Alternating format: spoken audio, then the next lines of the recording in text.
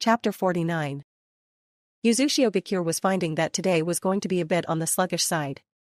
News of the next generation of Uzumaki had spread like wildfire, and much as Tsunami had told Naruto long ago, it had set the populace buzzing.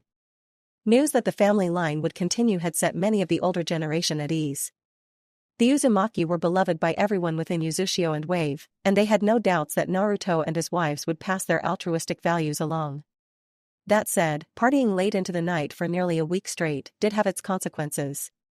Naruto was finding this out himself, jacket off as he stood on the observation floor with both all of Fox Den and the combined groups of Suna and the Konoha ninja. Tsunami and Tazuna were both in attendance, as today they were supposed to receive the first spring airship to visit their tower. Tazuna had done good work. A portion of the observation floor had been modified so that the large ceiling-to-floor windows at one section could open into wide doors instead, where there was now a large deck jutting out from the side of the tower.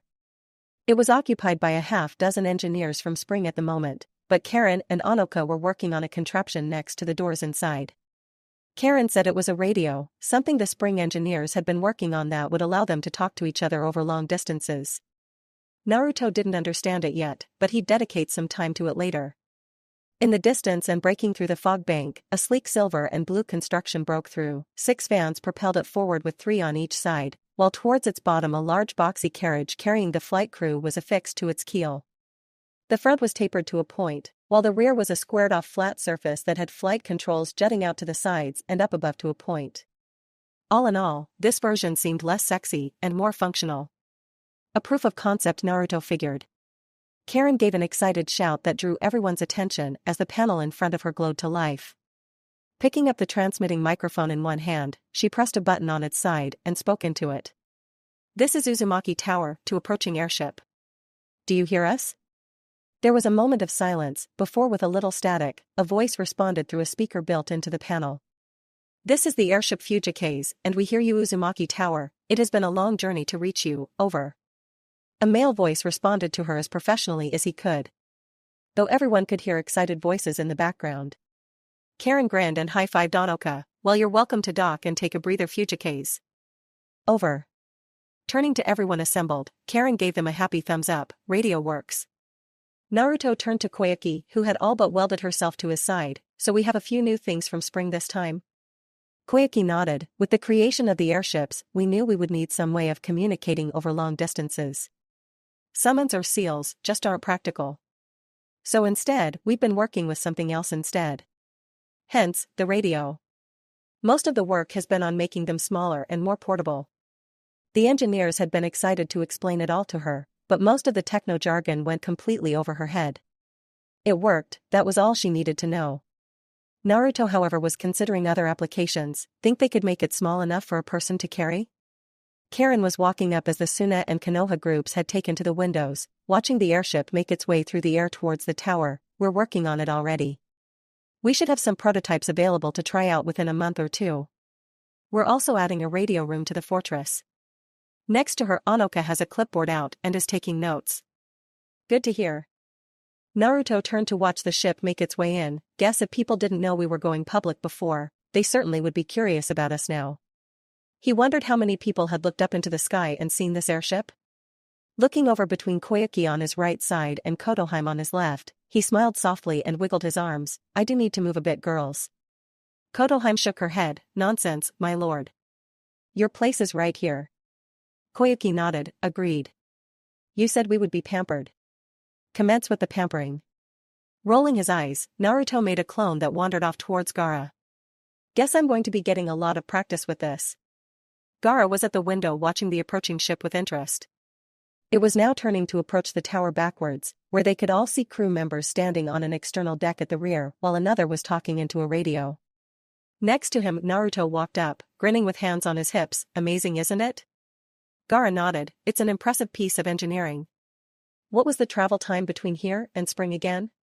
Naruto tried to remember what the engineers had said when they visited to explain how the airship would approach.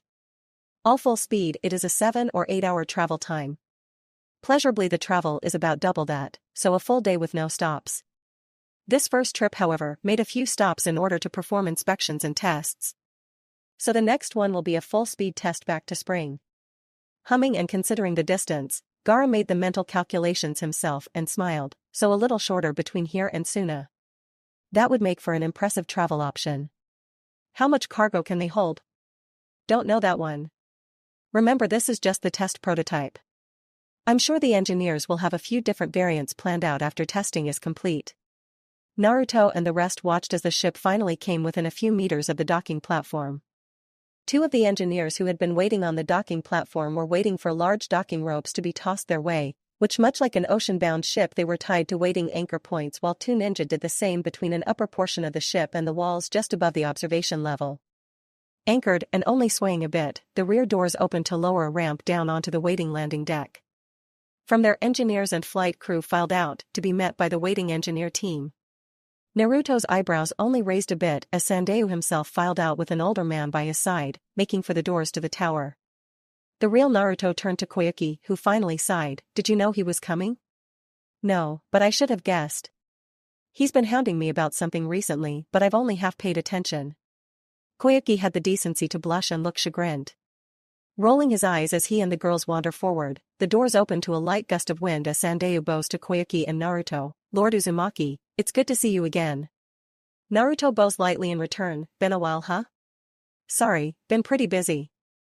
I've been meaning to come and visit more. So I've heard. Sandayu couldn't help but grin, having heard the news from the engineers. You certainly have been a busy little birdie. Oh Sandayu, no teasing. Koyuki wanted to smack him, but her blush and embarrassment held her back. It was nice that everyone was doting on her, but she could do without the teasing. Laughing and shaking his head, Sandayu turned back to look up at the airship they had built. Guess it's time to start making waves, huh? Naruto nods, looking back as his clone talks to Gaara while Temari and Kankuro listen in, and the Leaf Ninja had all walked out to inspect the airship. Yup, no more hiding from this point on.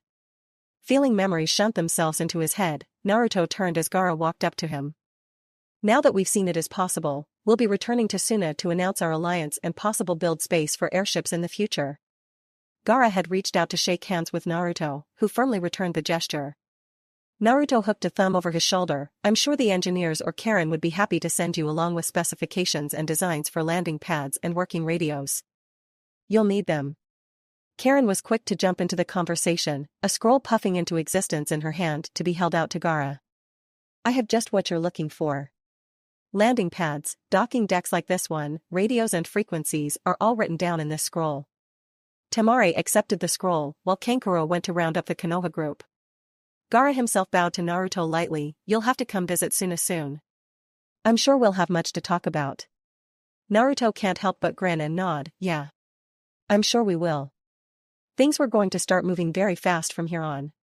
Progress would not and could no be slowed.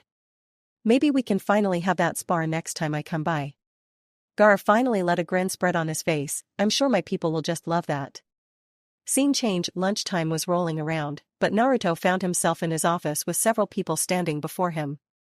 Now that Gaara had left with his group, Uzushio was back to normal operations. Which meant normal missions were back on the menu. This also included their planned raids on the Sound. What better way to make a name for themselves than crushing a different small-time ninja village? So, before him stood the now-named Riptide Squad 1, consisting of Yugo, Sasami, and Kin, and Riptide Squad 2, which was Hinata, Ino, and Tayuya. Naruto was leveling eyes on Yugo first. You say you know where the base in the east is located, right? Yugo nods, and Naruto grins. Good. I think I can have a clone drop you off in the land of hot waters as a jumpstart. Head straight there and remember the plan. Use your seal, call me right away, and we'll demolish the place and rescue everyone that we can. Tsunami and the aid station are on standby. Yugo salutes. Of course, Lord Naruto, we shall not let you down. I believe in you. Naruto then turned to the others, Tayuya bouncing on her feet. And you know where the basin wind is located? Abso-fucking-lutely. That brought a chuckle out of everyone as Tayuya was beyond excited. She was ready to bash some sound heads in. Okay. We'll cheat a little and I'll send you to Suna with a clone via Haration. From there you can make your way. Keep to the plan, please. Hinata nods. We'll keep her from causing too much trouble. Hopefully we'll finish before Jiroba makes it to Orochimaru. Naruto nods. You better, or you'll miss out on the fun. Panicking a bit at that, Tayuya points towards him dramatically. You better not exclude me. Come and get me if Jiroba makes it there first, you got it? Sighing but relenting, Naruto nods, sure thing. I'll come get you if that happens.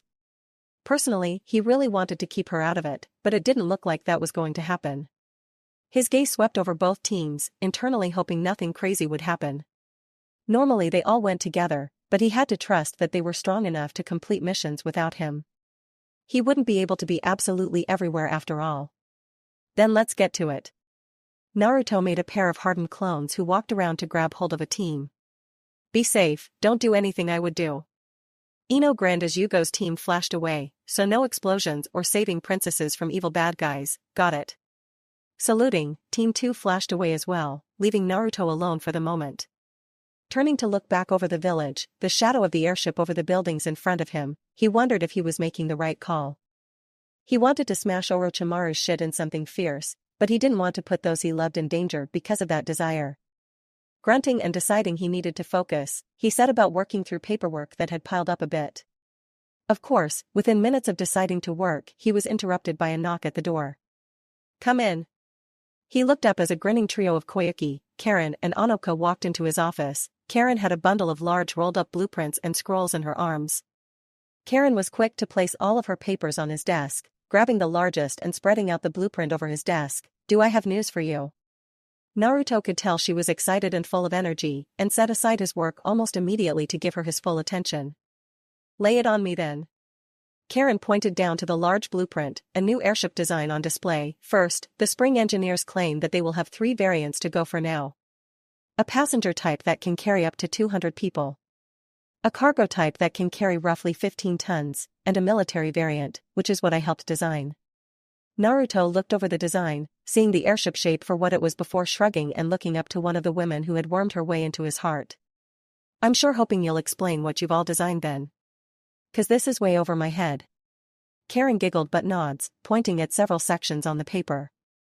The military variant can hold a crew of 150 along with supplies to support them.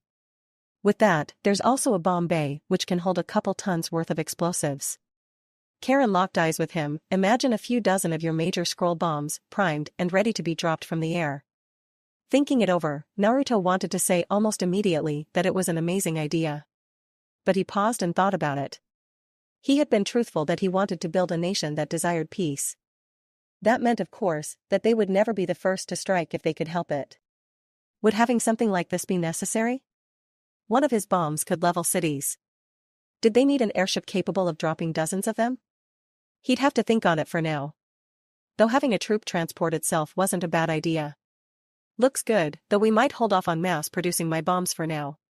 Let's focus on the civilian and shipping models and build a couple of the military units as a just in case. He accepted Koyuki coming around to settle in on the arm of his chair easily. She was in stage 5 clingy at the moment and he knew better than to complain. Nodding and almost immediately coming to understand where he was coming from, Karen smiled softly, of course. Just wanted to show what options were available. Moving the papers around, she pulled another large sheet to the top of the pile, sporting what looked like a tower of some sort. For Wave, they don't have the same natural defenses that Uzushio does. And also to the north, the whirlpools weaken considerably. So me and Anoka were thinking about building guard towers. Naruto looks the design over, this one making a little more sense to him. It was a basic thing, the structure resembled a lighthouse for the most part, both inside and out. Through instead of a light, there was what looked like a giant cannon in its place. Think we'll need something this overkill? Karen shrugged, guard towers posted along our borders and linked together with radios won't hurt. And while the only water-faring nations we need to worry about really would be water, they did mention that pirates are a thing. Plus, lightning is always a concern. Nodding, Naruto gave her a thumbs up, go for it, I'm guessing you'll need Ino when she gets back then? Both Karen and Ino had been working their earth affinities to the max and they would certainly make construction go a lot faster. Karen had a smile on her face as she rolled up the blueprints and stood back, I'm going to see how much I can get done alone first. Though I'll have to borrow Isaribi for a while. Haha, Gosu's gonna be bummed about that. Naruto had heard the rumors that the Chinoite co-leader had the hots for the reformed water monster. But if you need her, feel free to take her. Will do. Anoka stepped forward now. Beyond that, border seals have picked up 3 larger than normal chakra signatures near the border. They are following the road with no attempts at sneaking in. Pondering that for a minute, Naruto certainly wasn't waiting on anyone coming to visit them. A team of 3? Do we have eyes on any of them yet? Onoka nodded. I personally took control of a golem to have a look. The one in the lead matches the description you gave of the woman named Conan. Blue hair with an origami rose pinned in place. Ah, maybe she had convinced her leader to meet with him then? Okay, just monitor them for now, and keep me posted. They do anything fishy, I want to know about it right away. Onoka again nodded, understood.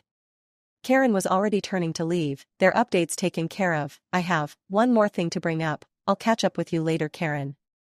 Karen smirked but nodded, sure thing. I'll probably be at the cafe across the street, Isaribi should be there by now. Waving as she left, the door closed with a click, leaving Onoka, Koyuki, and Naruto alone. Koyuki however saw that Onoka had something of her own to bring up and smiled, kissing Naruto on the cheek. I should make my way out as well. I just wanted to see you. I'll come track you down later, okay? You better. Giving him a wink, the still deliriously happy woman walked out to leave the two alone to talk. Naruto raised a single eyebrow as Onoka walked around the desk, everything alright? Onoka nodded and she pulled his chair out so she could settle herself into his lap, for now. I'm not getting any more work done, am I? You are. I just wanted to get a promise from you. Arms snaking around his shoulders, Onoka smiled gently as he nodded. Can I have some time with you later? Of course. You know I'll never say no to that. Naruto's answer was near instant. He never wanted any of the girls to feel left out or unloved after all. That wasn't his way. Wanna get dinner together or something? Onoka giggled but shook her head. I was thinking something more intimate. Now Naruto understood. Ah. Yeah. Guess you wanna get away for the night? Absolutely.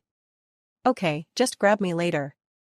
He accepted the kiss from her with a smile as he ran his hands up and down her sides.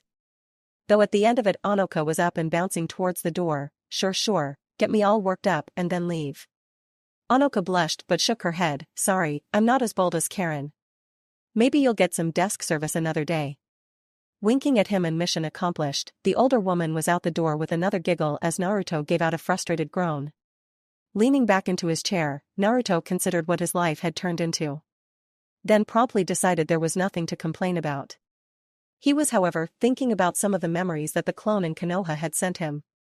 Danzo was an old conniving bastard. But to help orchestrate the fall of the Uchiha?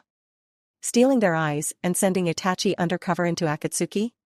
It was all a lot, and he was only a little annoyed that the clone was going to have all the fun with the old hawk. At least it wouldn't kill him, yet. Naruto wanted to break the old man first. But he'd need to send a letter to Sasuke soon, clue him into the news. Konoha hadn't just screwed over the Uzumaki, the Uchiha had been wronged in the end as well. Having that thought in mind, Naruto pulled free some paper and began writing. Might as well get that done now, a clone might even be able to catch up with the Uchiha he considered a brother. After this, he'd leave a clone in the office and go track down Koyuki and Kotoheim. Sure, they had told him it was very early in their pregnancy and there was nothing for him to really do, but it never hurt to get some pampering practice in.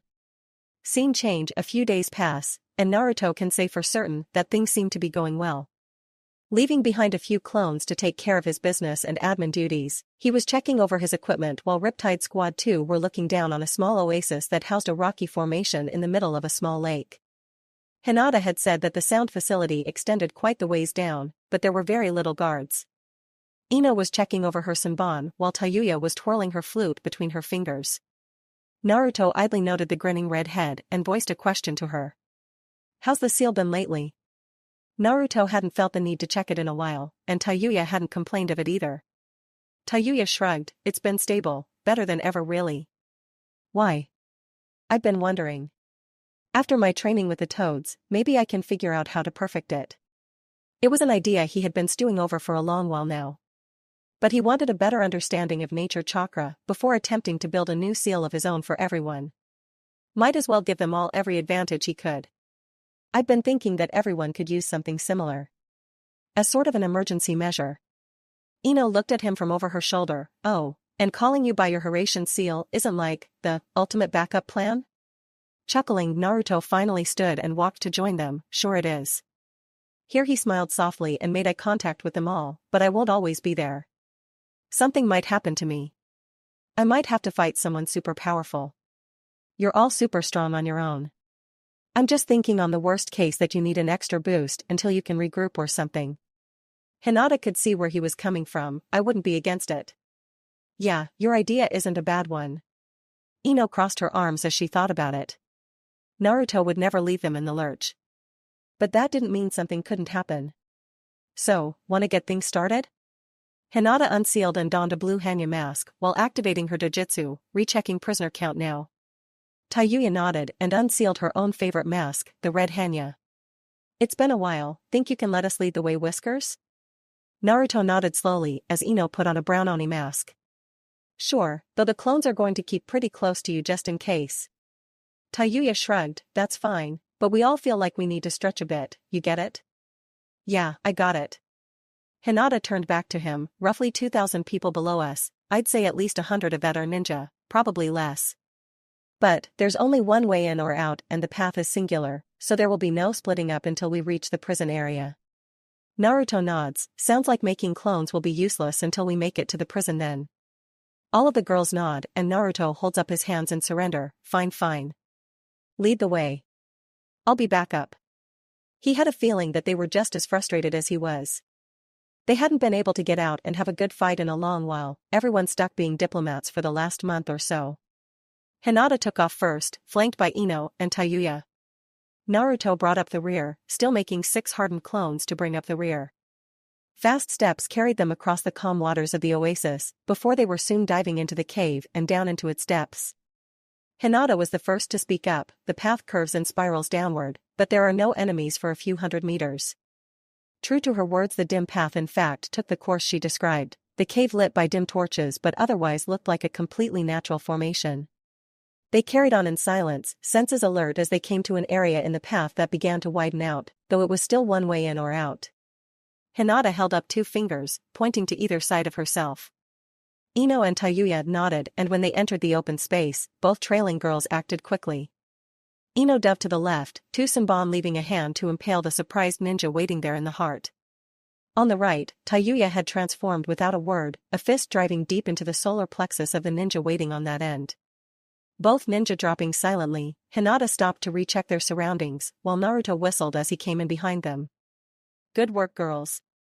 Ino smirked and held up a fist, we've been practicing and training together a lot. Walking back to thump forearms with Ino, Tayuya turned to the only male of the group, gotta be fast with us. Hinata is turning back to them, we've still got the element of surprise. Past here is the prison area. Another large hollowed-out space, much like that island prison we found. Naruto, you can sprint to the center and spam clones. We'll go about and take out the guards. Cracking his knuckles, Naruto is all grins, sounds good to me. This is your mission, so I'll follow your lead. So saying, he began to well up his chakra as they again began sprinting down the hallway. Though the path was wider, it was no brighter than before. As Hinata said, the path eventually emptied out onto a deck of sorts that overlooked a massive cavern that was ringed with prison cells on multiple floors. The girls of Riptide all dove left, taking different floors and beginning to clear out the guards as Naruto raced ahead, jumping out over the empty space before he was enveloped with smoke. Thousands of clones exploded outward, their jobs were to find and extract prisoners, leaving the fighting to Naruto himself and Riptide. Hinata had adapted her style some, realizing that she was much too flexible to be limited by the traditional juken and as well, she had added some seal work into her style now. Bending at the waist to avoid a kunai slash from a guard, a kick to his jaw as she completed a flip staggered him. From there she dashed forward with a glowing palm, connecting with his midsection and sending him back into a pair of waiting guards behind him. He was smirking at the light hit, never realizing the explosive etched into his clothes until it was too late. The fireball that consumed him and his squad rattled the walkway Hinata was on, but she was quick to continue on. She would have to work on the timing for that. The delay was still too long. Above her Ino was stepping over paralyzed and groaning ninja, many with Senbon sticking haphazardly from their bodies. Not only had she been working up her own poison resistance, but had as well been refining her own special poisons and paralysis blends. Ahead of her, a terrified squad backed away while trying to maintain moral. Ino could see their obvious fear though and smirked behind her mask. "Ah, are the big bad ninja scared of little ol me?" The leader brandished a short sword and motioned to his comrades, "Don't let her get to you. She's just one girl. Whoever puts her down can have her first." Turning back to look at the girl, he didn't miss the ground cracking under her heel as she was suddenly within striking distance. So fast. Ino put her all into her punch, connected with his center mass and launching him up and away. She watched him bounce off the wall, before hitting the rail and being sent over the side screaming. Cracking her knuckles, she dashed forward again, to continue the fight. They really needed to figure out why Sound Ninja were so quick to assume women couldn't beat the shit out of them. Tayuya wanted to go to town with her doki, but there simply wasn't enough room. So instead, she was working with a weapon that was more in line with the enhanced strength of her seal. A 5-foot-long kanabo with heavy metal spikes arced out, clearing the path ahead of her and sending fodder ninja to their deaths over the sides of the rails. It was almost therapeutic with how easy it was to clear the path ahead of her, and the wide grin that spread on her face had the fun effect of terrifying her opponents. Idly watching as a flood of Naruto clones began freeing and flashing away with prisoners, Tayuya settled into annihilating Sound Ninja. Forever grateful that Naruto had saved her from that shitty place. 100 meters below the girls and settling onto the ground, Naruto grinned as he watched the proceedings around him. They had this now to a science, and Orochimaru sure didn't seem to care about his various bases anymore. Maybe by now, he just knew Naruto would come blow them to bits. He'd have to ask the next time they saw each other. Tracking among the crowd and keeping an eye out, it was easy to pick out a well-outfitted man walking casually towards him from another hallway. Naruto had thought it went to more cells, but maybe not. The Sound Ninja was done up in their usual camo, though he was bare-chested and heavily muscled. The most notable equipment on him was a face mask that looked a lot like a hazmat unit. The clones were ignoring him as ordered, focusing on saving prisoners. That left Naruto to shrug and turn his attention to who was most likely the leader. "Hope you don't mind, but I think Orochimaru wouldn't care about me making off with a few of his slaves." Mukura was a lot of things, patient however was not one of them. While this attack had been sudden and fierce, he had been warned that someone was going around attacking their bases. At the least, he would take out this kid and offer his head to Lord Orochimaru after he escaped. "You know kid, you've got some real brass to come in here." A Fuma shuriken in hand, Mukura was planning on making this quick. Naruto didn't think this would be worth putting on a mask, and so instead pulled out a seal tag that was colored black, something experimental he had wanted to try out. "I've been told that a few times. I think it's just that Sound Ninja are so weak I don't even consider them a challenge anymore." A vein pulsed in his forehead as Mukura continued forward with a snarl on his face. "Is that right? Well, let me remind you just how terrifying Sound Ninja can be." Dashing forward, he watched as the kid threw the seal down on the ground, which did nothing. "Bluffing me isn't going to do anything, you brat." Naruto smirked and waited, "If you say so." He felt the trio of girls alight onto the ground behind him, each most likely ready to defend him if needed. It wasn't necessary, as the seal activated as Mukura jumped over it. Bluff or not, Mukura knew better than to just run over an unknown seal, so had leapt into the air for a better throwing position. So he missed the seal glowing an ominous purple color, but he felt some unknown force pull him harshly back towards the ground. Caught off balance, Mukura found himself trapped in a purple and black sphere where he was stuck floating off of the ground. What the hell is this? You think trapping me will do anything?" Naruto shrugged, "Now's the fun part. Hope you don't mind, but I'm gonna play with time a little bit." "Well, your time to be specific." "Well, the seal was at any rate." "Semantics. What the fuck do you mean?" All of the Uzushio ninja watched as the seal did its work. Screaming, Mukura aged rapidly before their eyes. Strong lean muscle wasted away, hair turned gray and skin sagged on bones. Screams becoming weak groans, the process was soon reversed. Liver spots and yellowed nails reversing to their healthy and youthful states, Mukura was returned just as rapidly back to his 20s. Then he blew past that, screaming as he was becoming a teen, and then a toddler, and then an infant. It was jarring for the four to witness an adult intelligence behind those eyes, before with just as rapid a change, Mukura was sent screaming back the other way a final time before he was reduced to bones and dust. Seal no longer having a living captive, the barrier dropped and the seal burned away into nothing itself. Blinking quietly and daring not to say a word, the three women of the group slowly turned wide eyes to Naruto, who steadfastly refused to look at them. Deciding to be brave, Hinata stepped forward to gently lay a hand onto Naruto's shoulder. You're never using that seal again. Our word is law. Never again. As if on rusty hinges, Naruto nodded slowly, yeah. I think I'll happily seal those notes away forever in a new forbidden scroll.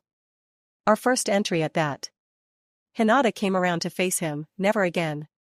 Watching him nod quickly, Hinata sighed and turned back to the others, let's go help the evacuation. Ino nodded without a word, while Tayuya shivered and followed along. He just, turned from a baby to dust. How what the fuck? She was going to have a nightmare or two about that one. She just knew it. Left alone, Naruto mentally slid the particular group of seals over into the never again unless in an extreme emergency pile.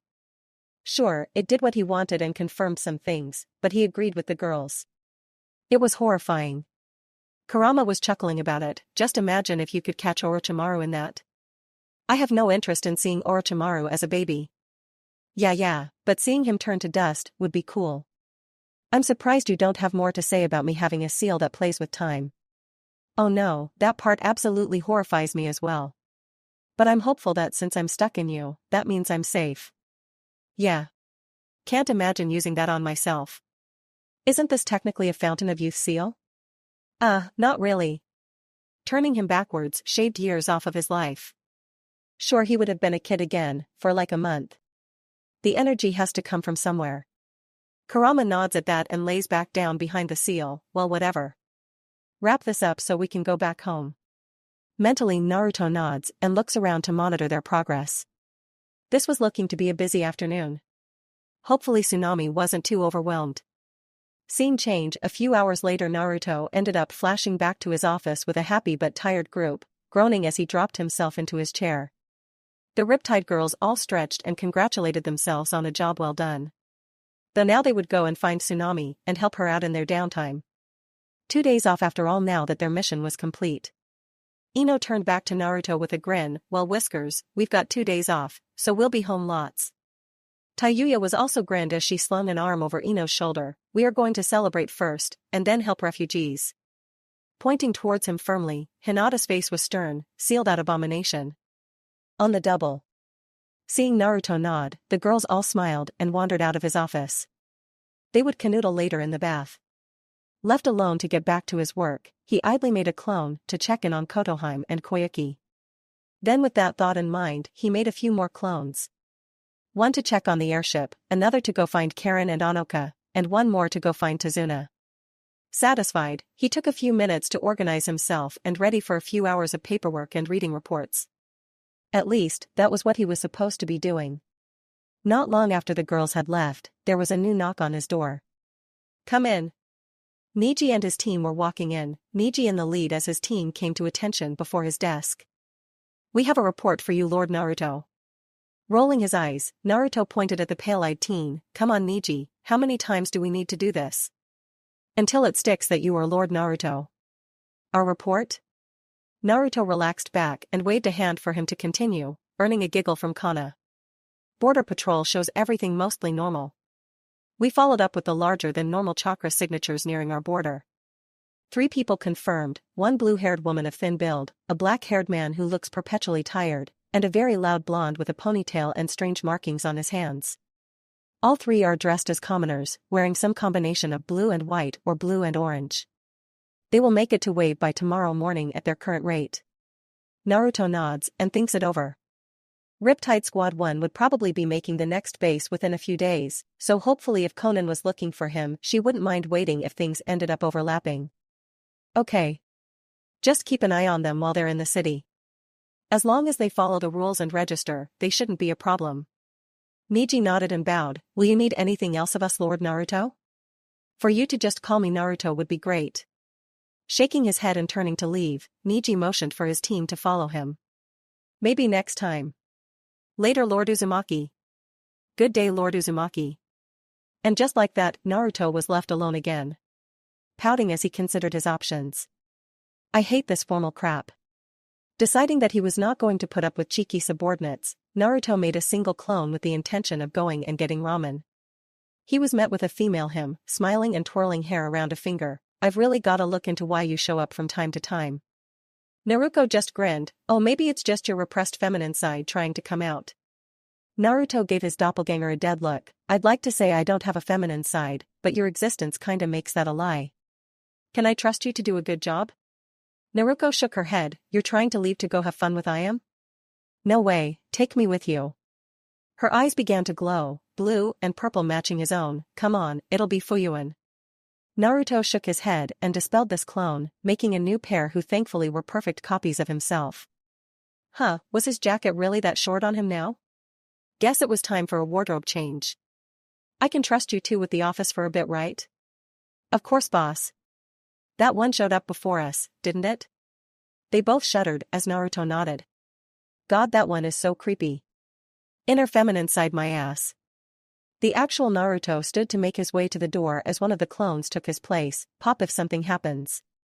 I won't be far away. Got it. Watching the original walk away, door closing behind him, one clone turned to the other. Think we should tell him? Nah, he'll figure it out. Eventually. Probably around the time he figures out nature chakra and his widened connection with Kurama. Maybe. Chapter 50. Less walking and more shambling, Jirobo has finally made it back to the sound base in the land of rivers. Nestled within a canyon under one of the country's many famous bridges, it was as always one of those places one would never find if they didn't know it was there. That said, Jirobo was no less terrified than he had been for his entire trip back. Safe from Wave and his pursuers he may be, but now he had to report to Kabuto and then Orochimaru-sama. He wanted to run. He wanted to hide. But his orders were clear that if there was a failure of the team, he was to return no matter what. His biggest problem, however, centered around that failure. Because he didn't remember it. He remembered reaching the border of Wave with the rest of the Sound Four, camping on the beach while making plans to cross the strait. Then nothing. Memory hazy and broken, he couldn't figure out what happened after that. The next thing he remembers is pain, broken bodies, and craters. It had been excruciating just working through his own beaten form in order to escape. He attributes his good fortune to being trapped under what had been Kimimara's corpse. Most likely having been mistaken for dead, not that he was far from it, his body telling him he had plenty of internal injuries. Trudging through the halls and pushing his sore body further, Jirobo is met by a quiet Kabuto. Eyes cold and calculating, the medic gave him a once-over before frowning and putting his hands on his hips. I'm assuming it was a disaster then? Jirobo nodded, leaning against the rough stone wall while panting and catching his breath. Yeah. Team was completely destroyed. Never even saw them coming. And yet you lived. Interesting. Kabuto had known it was doomed for failure from the get-go and had wanted to make way for Wave himself. But Orochimaru had other plans, instead sending him to Kumo to check on a joint venture there. Come then. Lord Orochimaru will want to hear what you have to say. I shouldn't have to mention it, but he will not be pleased with you. Turning and leading the way, Kabuto does not slow for the injured boy. His mind is already racing, knowing something is wrong with this. The explosion-happy Naruto would never have left enough of the Sound Four alive to fit in a handbag, much less one of them intact enough to escape and make it all the way to Sound. No. This screamed trap. But in what way? They walked together in silence for a time before Kabuto decides to update the teen. We'll be moving soon to the East Base in the Land of Lightning. Orochimaru-sama has decided to make closer ties with Kumo in order to continue certain experiments there. Kabuto could admit that for once he didn't want to be involved with those at all. Not for any moral reason of course, but more, the retribution would not be kind to anyone involved. They continue on through quiet halls and an open gathering hall before they reached Orochimaru's chambers. A wide room bearing nothing more than a throne on which Orochimaru sat, a new bandaged body that gave the appearance of still trying to recover while for a moment, blue eyes flashed in the dim light. So you return, alone. Orochimaru motions to the floor before him where Jirobo comes forward to kneel. Explain yourself. Jirobo does so, explaining everything he can remember, all the way up to waking up covered in soot, dust and blood with his memory broken. Watching Orochimaru's face and watching his frown deepen the more he talks, Jirobo lowers his head fully to the floor. In short, we failed to even make it into the country and everyone but myself is dead. Orochimaru puts a hand to his chin as he thinks this over. He knew it was a gamble for the group to even have a chance to hurt the boy. He was skilled enough to make a Sannin sweat after all. But no, something else was bothering him. You're absolutely sure you can remember nothing else of the battle? Jirobo shakes his head. Lord Uzumaki never found us as far as I can tell. Kabuto and Orochimaru raise their eyebrows at the honorific. Orochimaru begins to stand. Say that again. Tone cold, the elder ninja remembers that one of the rumors surrounding the boy was that he had a Yamanaka with him. Shaking in place violently as he can feel the waves of killing intent coming from his master but keeping his head to the floor, Jirobo shakes his head quickly. I do not know why I addressed Lord Uzumaki as such snake bastard. Eyes going wide as the words left his mouth before he could help it or stop them, smoke was beginning to rise from his back. Why? His back begins to audibly sizzle and burn, but he is unable to scream out in pain. Blissfully for him, unconsciousness envelopes his mind within moments, and his body drops slack to the ground. After a moment and nothing happening, the sizzling stops and the smoke fades away. On guard but confused, Kabuto first ties and restrains Jirobo with ninja wire before ripping off his tunic, exposing a wide seal array spread across his back. It is clearly damaged, spots burned out from Jirobo's flesh, but what its intention was neither of the remaining ninja knew. I've never seen something like this before. Why build such an elaborate seal, just to kill one ninja? Orochimaru is chuckling while shaking his head, having some idea of what might have happened but keeping it to himself for now. I believe this new body of mine is proving its worth already. Feeling a chakra spike, both sound ninja back away from Jirobo as in a flash, several ninja join them in his chambers. Oh ho, of course it was you. Naruto stands armed with the Kubikuri Bocho, while behind him Hinata, Ino, and Tayuya all cover his flanks as they stand over the nearly dead body of Jirobo. Walking forward without a care in the world, Naruto bounces his sword against his shoulder. Oh snake bastard, I hope you're finally ready to face your death. Behind him Hinata idly checks Jirobo over. If he isn't dead, he will be soon. Serves him right as far as she was concerned. Shrugging, Naruto smirks at the bandaged Sannin. They'll be joining him soon, so he won't be alone for long. He does point a lazy finger at the Sannin though in thought. I am curious about how you disrupted his seal though. I was sure that seals of that level weren't really your thing. Oh, they aren't. Orochimaru begins to pull his bandages free, blue eyes changing to glowing slitted yellow within moments. But you aren't the only one who's been working on improving themselves. Not taking his eyes off of the younger blonde, Orochimaru points towards the doorway. Kabuto, take the girls and go entertain them. I want to personally take the life of this brat. Behind Naruto, the girls all don their various Uzumaki masks, while Ino leans forward just a tad. Think you'll want some backup? She knew he wouldn't, but they would feel better if they at least asked. Waving them off with a grin, Naruto shakes his head. Go on. Eyes beginning to shine, his grin becomes something feral and bloodthirsty. I've been waiting to kill this bastard for a long time. Without a word, Kabuto races away first, the Riptide girls following after him. Neither group wanted to be caught in the crossfire between two superpowered ninja. That'd be a fast way towards a meaningless death. Stretching back and forth after driving his sword into the ground, Naruto doesn't let his eyes leave the Sannin, so, not going to slip away into the shadows this time like a little bitch. Oh, you wound me, Naruto-chan. I've only ever wanted you to join my side was all. I thought you would see reason by now. Just like your father, however, you're just too stupid for that. Says the guy running from every country in the nations and unable to keep his bases and slaves safe. Thanks for that, by the way, really jump-started my country's population. Naruto ripped his sword out of the ground, pointing its deadly edge towards the older man. Oh, I'm happy you're satisfied with my sloppy seconds. I'll be sure to raze your home to the ground when I'm done with you. I have need of more Uzumaki blood anyway. A long serpentine tongue leaves his mouth to flick and taste the air. No fear, good. It'll taste that much sweeter later. Naruto's grin never left his face. How about I make you taste your blood first? Then we'll see who's full of fear. Orochimaru begins to finally adopt a ready stance. Tell you what.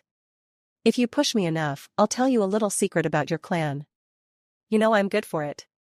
Seeing the boy twitch just a bit and no more, he did have to admit that Naruto had improved a great deal since their last meeting. That might be a problem. Having enough of the banter, Naruto creates a dozen clones before dashing forward through the smoke, sword arcing through the air towards Orochimaru's neck with a vapor trail following its edge. Orochimaru has little problem dodging away, though his throne and a section of the back wall receive a massive gash. Thrusting a hand forward silently, a torrent of snakes lunge for the back of Naruto. One of the clones comes to his rescue, explosive seal making short work of the snakes while Naruto himself is already lunging back into the fight, sword swinging and slashing in ever-tightening arcs that the slippery snake Sannin bends and twists away from. Deciding dodging wasn't going to get him anywhere except exhausted, Orochimaru regurgitates the Kusanagi from his throat and begins to parry and return attacks. Blades clashing against one another while clones circled them and looked for openings, while another half of them right seals along the walls, ceiling, and floor. Seeing the work for what it is, Orochimaru attempts to destroy several of the clones with another snake hand. Naruto grins and gathers chakra into his sword, causing no Yaiba. A slash from Kubikiri extends out, taking off Orochimaru's hand and shredding his snakes. Gotta be faster than that bastard. With a thought, a new hand grows to replace the old. Oh, don't worry, Naruto-chan. There's plenty more to come. Internally he rages as the boy had not only gotten more skilled and increased his speed, but the amount of chakra he held had increased to insane levels. It was like fighting against Sarutobi closer to his prime. You have to realize by now, Uzumaki seals are no good against me anymore. Naruto shook his head as they danced back and forth across the floor, swords clashing and sending sparks in every direction. There are plenty of things that work on everyone. Concerned but undaunted, Naruto could admit to himself that Orochimaru still outclassed him in terms of experience, which wasn't a surprise given their age gap. Even now, the Kusanagi slips in, tears opening up along his arms as he isn't fast enough to dodge back. It does give him an opening to retaliate, however, a horizontal swing splitting Orochimaru in half, legs gushing blood while his upper half arcs through the air. You're getting slow, old man. Retching and mouth opening wide, a new set of hands spreads it open even further and a new Orochimaru climbs free from the husk. Think you'll be able to kill me completely before that poison catches up to you? Not that he expected it to, the Kyuubi would most likely be working to burn it out of his system. He dives back in, attacks more aggressive as he hopes to overwhelm the boy's natural healing ability. Naruto backpedals, sword braced at his front to block and parry the Sannin's attacks and protect as much as himself as possible. Even still he takes a few slashes to his legs for his hesitation. Grunting at the pain, Orochimaru gloats while attacking with a high overhead slash. You just aren't good enough, boy. Faster than ever, Naruto kicks his own blade up to take off one of Orochimaru's arms. Orochimaru left screaming and backing away. Naruto now takes the offensive, hacking and slashing away with abandon as his opponent's bloody appendage bleeds on the floor. Grimacing and regrowing his arm, Orochimaru tries to stall while he attempts to think up a plan. You know. After I kill you and raze your little city to the ground, I'm going to take whatever is left of your clan straight to the rakeage. Out of all of the nations beyond myself, Lightning has the most experience experimenting on your clan after all. Bending and twisting away in a manner no other human could hope to achieve, Orochimaru is all grins at the frown that is beginning to grow on the panting blonde's face. Of course I always was focused on how it could benefit just myself. I am looking to be immortal, you know. But, Kumo? Oh, they became masters of breeding and bloodline mixing. Even this latest rakeage secretly requested whatever Uzumaki women and men he could get his hands on. I wonder how they're doing by now. You know how I treat my breeders. Imagine someone worse than that. The young leader of Uzushio could imagine such a scenario, and it took a lot of effort to keep his emotions under control. Though his attacks sped up minutely. Keep it up. I'm going to eviscerate you and hang you from the ceiling by your entrails. Checking around the room as they fight, Naruto notes that the clones are nearly finished with their work. I'm still curious, how did you destroy that seal on Jirobo? It's funny actually. I technically had nothing to do with it. It was you. Grinning and giving ground in the hopes Naruto would overextend himself, he internally scoffs when Naruto doesn't take the bait. See, Uzumaki have this quirk. You're almost like gods with seals, but you all do the same thing. You always build a failsafe into your seals so that other Uzumaki don't get caught in something destructive. Family above all else for you, right? Orochimaru's eyes shifted from baleful yellow to sky blue and back again. Think you can understand why your seal didn't work? Naruto did understand, and the fury that built up in his chest almost undid him. You fucking monster. Oh, don't worry, this one was mentally broken long before I received him from Kumo. In exchange for some new stock. The last that I had actually. Orochimaru laughed and danced away from a powerful swing that would have cleaved him from shoulder to hip, but he did add a new line of blood along Naruto's right side. I wonder, how long did this one hold up? Do you think you could do it, being used for years as nothing more than a breeding stud? Forced to impregnate your fellow clanmates for someone else. What if your partner was your mother? Sisters? Daughters? Cuckoo. I wonder just how many Uzumaki bastards are running around lightning by now. Around them, the clones finish their work, a sinister red barrier coming to life and boxing them in completely from floor to ceiling. With a look, Orochimaru could tell that this was a barrier meant to keep things both in and out, and much like his had been used against the third, clone sat protected at the corners, watching them calmly. Naruto, however, had a snarl on his face. I was all for giving you a quick death, Something merciful for a misguided soul. Purple eye glowing even brighter, the boy finally backed away completely and pointed a finger at the man. You shouldn't have pissed me off. 'Cause now I've got a reason to try out something that might just kill us both. Orochimaru laughs and holds his arms out wide, inviting the boy to try. My cute apprentice thought the same way once. It is truly too bad you're going to meet the same fate. You should have joined me, boy. A third and then fourth ripple surrounding the pupil of his eye, Naruto grinned and showed off sharp canines. I'm going to rip you apart, limb by screaming limb. Try not to bore me too much. Try it, boy. You're already dead. Brandishing his sword while snakes billowed out from his tunic, Orochimaru gave a wide grin as his tongue tasted the air. Let's get flashy. Eyes shining and murderous grin stretching across his face, Naruto was ready to put Orochimaru down for good. He wouldn't be running away this time. Scene change, Kabuto could say confidently that his life hadn't gone as well as he could have hoped. And in this moment, dodging and weaving through two avenues of attacks while a third member waited in the rafters, he knew he was well and truly outclassed. Hinata was keeping in close, juking a good counter against his chakra scalpels, as they danced and weaved around each other. And while he was attempting to put her down painlessly with his extensive medical knowledge, she had no problems countering him. Most likely she had some medical training of her own. Around them, Ino is circling and trying to harass him with poisoned Senbon and the occasional kunai. He has no problems deflecting those and even returning them back to their owner. Showing that while her strength had increased, her natural flexibility was nothing to sneeze at as Ino twirled away from the pair and kept out of range from further counterattacks. She waits and keeps moving, looking for an opening. Kabuto keeps eye contact with Hinata. I would like to talk. Watching for an opening and summoning her flute, Tayuya scoffs as her doki poof into being. Fat chance of that, you snake. You wanna talk to my friends.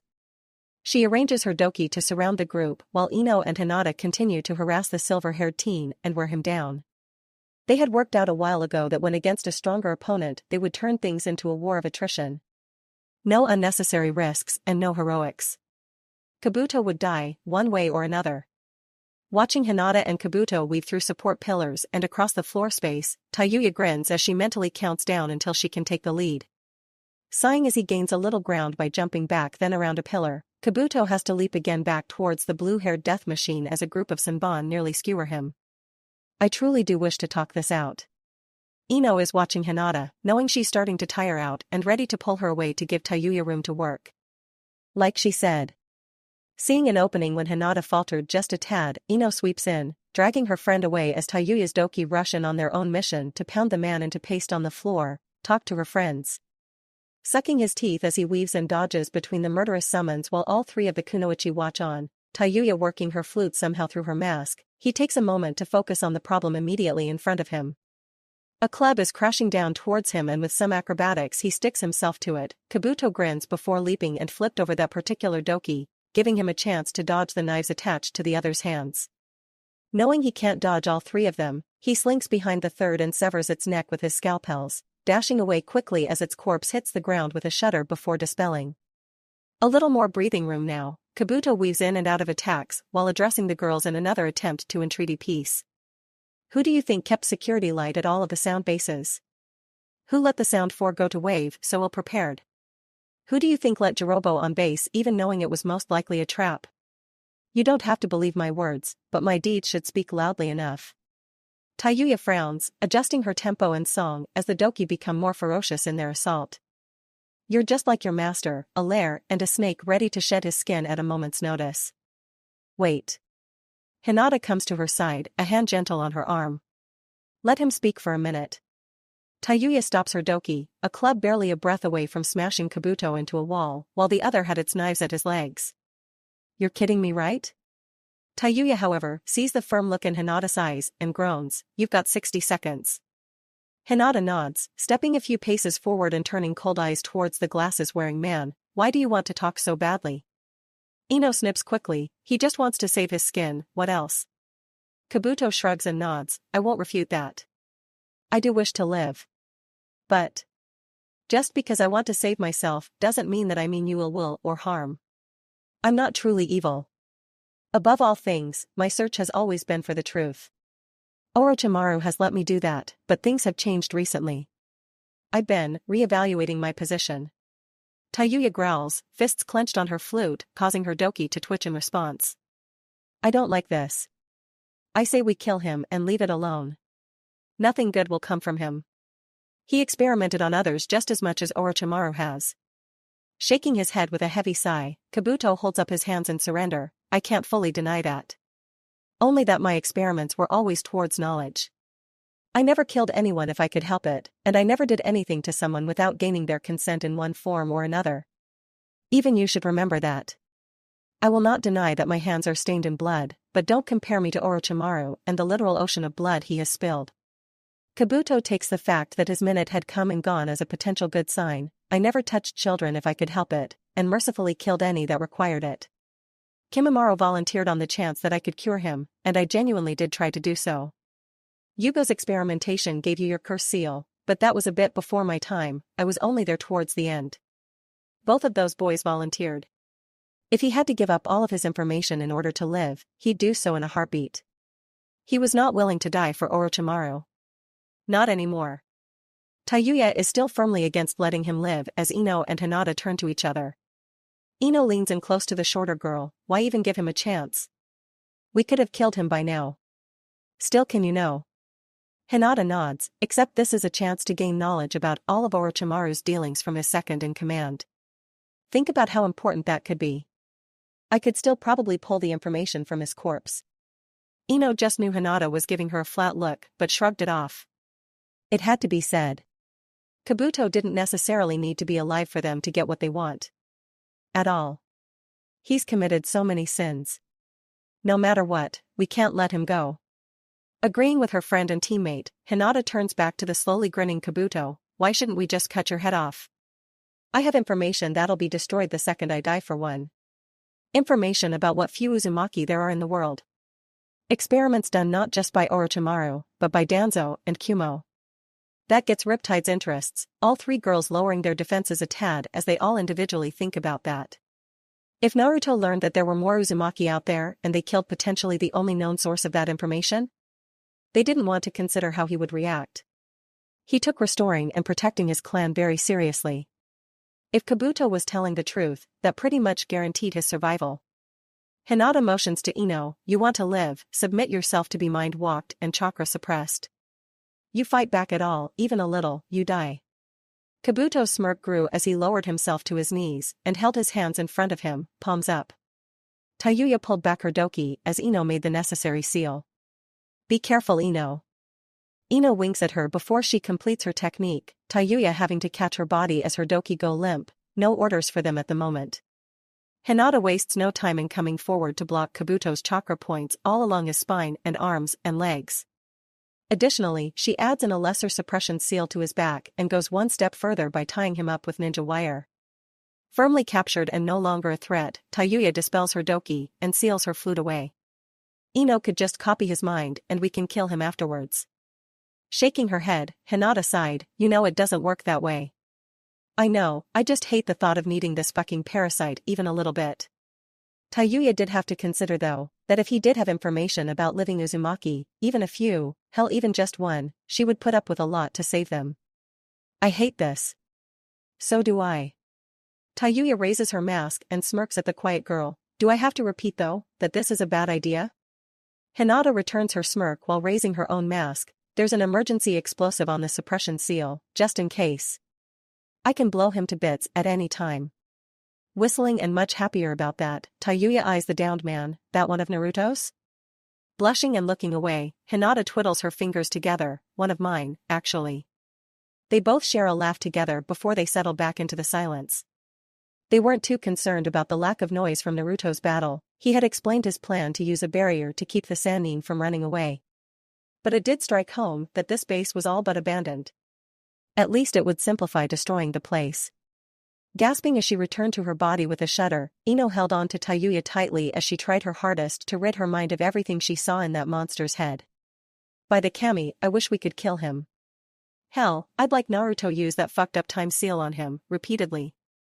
Hinata raised her eyebrows, surprised and worried as Ino was the last of them to curse ever. What did you see? Ino is pale and looks ready to empty her stomach, but controls herself even though Tayuya and Hinata can tell it is through great effort. There are more Uzumaki in Kumo. That he knows of at least a dozen of them. 11 women, 1 man. It's bad. Really fucking bad. But. Here Ino steadies herself finally and stands tall, but still shaking. Whether it was rage or adrenaline, neither of her friends would make the distinction at the moment, but he's good on his word. He's got weird blockers in place so that, if we do kill him, all of his mind will essentially implode. We need him alive. Well, shit on a stick, guess the fuckstain gets to live another day. Frowning as she picks him up by his waistband, Tayuya wishes with all her heart things were different. Why was it her clan that kept getting used and abused this way? Why couldn't the rest of the world just leave them alone? She knew Naruto was against it, but raising the rest of the villages to the ground looked better and better every day. She certainly knew the Uzushio population could get behind such a campaign. Hinata turned to Ino as she raises her own mask and shakes herself free of the last of the technique. We need to get back to Naruto then, update him. Ino nods, he'll want to know, and we really can't keep this from him.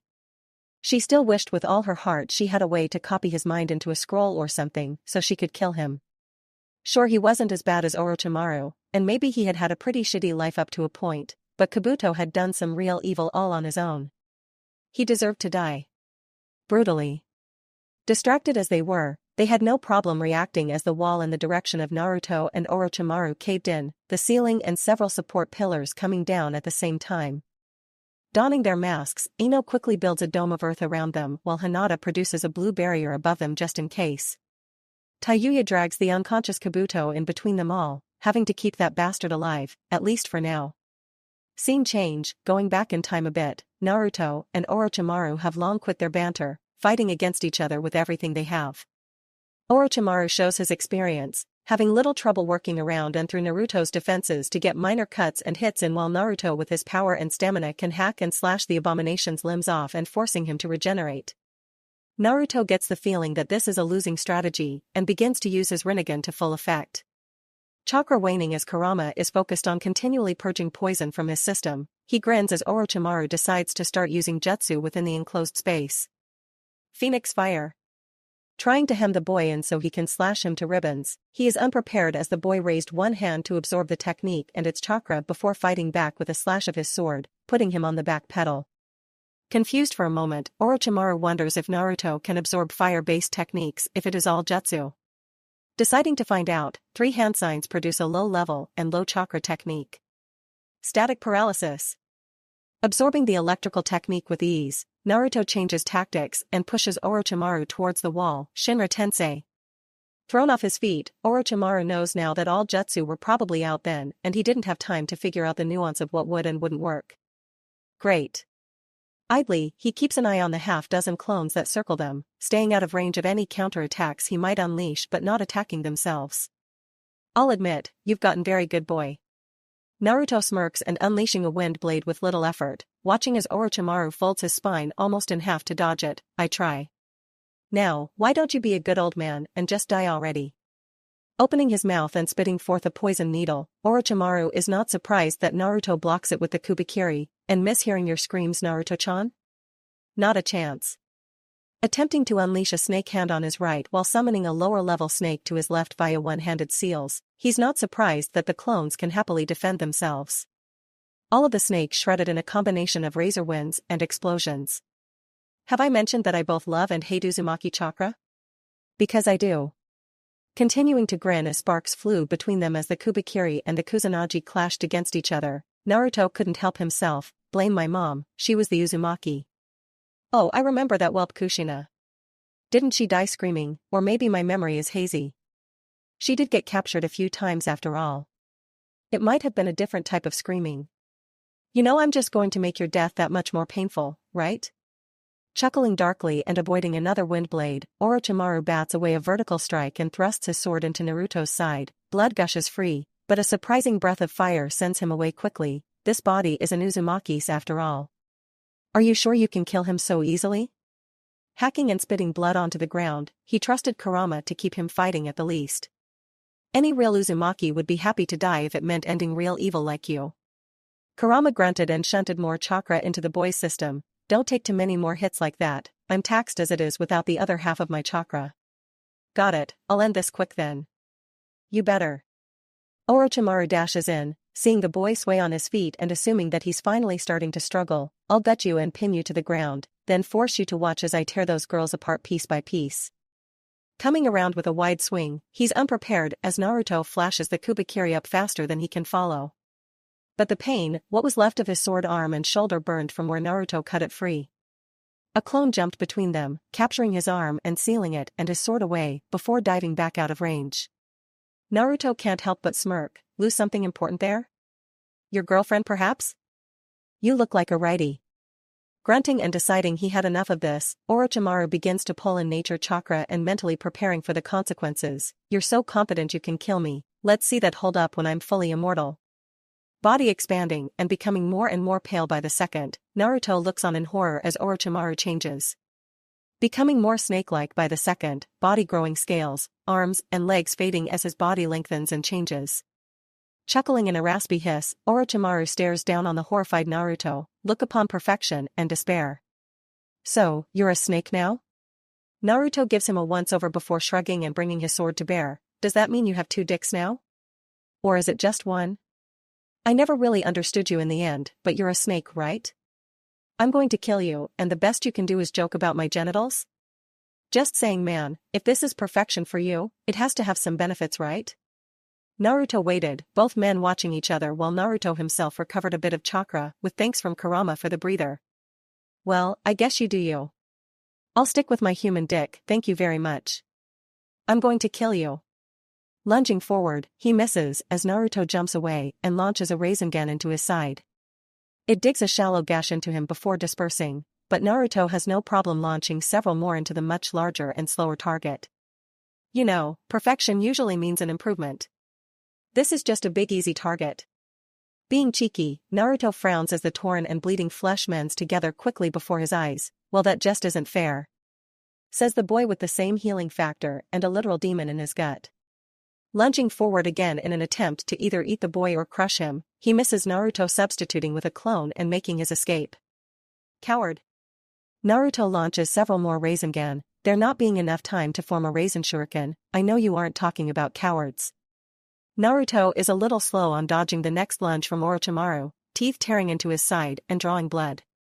He retaliates with a slash from Kubikiri, but the wound heals nearly instantly. It does at least earn him some breathing room. What does it take to kill you? Better man than you have tried. Orochimaru lamented that this would normally be the point where he would take over the boy's body, but with the Kyuubi still inside him that was a no-go. That thing would eat his soul in an instant, no doubt if he tried. Surely though, he could at least cripple the boy and leave him near dead in order to escape. Kabuto had to be done with those girls by now and would help him return to normal. Tail swinging around to crush Naruto down into the ground, Orochimaru is there in the next breath to bite down hard into his body to inject lethal poison. He doesn't get to hold him forever, his clones coming to his rescue and violently shoving him away with that strange technique again, but that doesn't stop him from gloating. The Kusanagi wasn't the only tool I had for poisoning you. Just what did it take to put this boy down? It was more than a little vexing. Panting and bleeding, Naruto fought to stand, adding his own chakra to Kurama's in order to purge his blood of the poison. Gonna need more than that to kill me, bastard. Spitting blood off to the side, Naruto considered his options. One of his clones sacrifices itself, putting a hand to his back and purging its chakra into his system to fight off the poison. Grateful and more recovered, Naruto stands taller. Guess I can't keep playing around. Ripping away the remnants of his tattered jacket and undershirt to leave himself in his chainmail, Naruto jumps back into the fight, hacking away at the snake while Orochimaru attempts to capture him in the muscled coils of his body. Watching the snake's flesh heal almost as fast as he can damage it, Naruto begins to frown. Most of his explosives were out, and none of the smaller ones would be any good at this point. Which left him with few options. Orochimaru begins to feel rage build up inside of him, refusing to believe that this boy is continuing to fight toe-to-toe with him. Give it up, boy. I'm immortal. You can't kill me. Nothing you do will last against me. I have the world at my fingertips, my dream nearly at hand. Deciding to end this in a simpler way, his body begins to grow and expand. It didn't take much to realize that Orochimaru meant to crush him against the barrier, which he could absolutely do. Frowning but sending a mental command to the clones, the barrier drops with a whisper. Fuck this. Thrusting a hand forward and using more chakra than he felt he should, he screamed out his technique, Shinra Tensei. It was satisfying to watching Orochimaru crash through walls, and he was half a second behind him, sword ready to enact more carnage while a Rasengan bloomed to life in his other hand. Walls collapsing as they fall into a storage area with multiple support pillars, ceiling beginning to cave in, Naruto launches the larger-than-normal Rasengan that tears a large rend into Orochimaru's side. That's followed by Naruto leaping over his striking head, hacking and slashing all down his back, before being launched away by a powerful tail. Blood pools on the ground below Orochimaru's large body, but he can't help but chuckle as he again continues to heal. Is that all you got, boy? Looking up and seeing the blue sky, Orochimaru smirks, I can escape at any time now. Naruto waves his sword to the distance, go ahead. You're covered in seals by this point, I can track you from here to see country at this point. You'll never be free of me. Not that he planned on letting the transformed Sannin run away from here in one piece. He is distracted, however, by coughing and hacking behind him, turning he sees that they've collided with the other's battleground. Hinata has dropped her barrier while a coughing and wheezing Ino has lost her concentration and her earth barrier crumbles.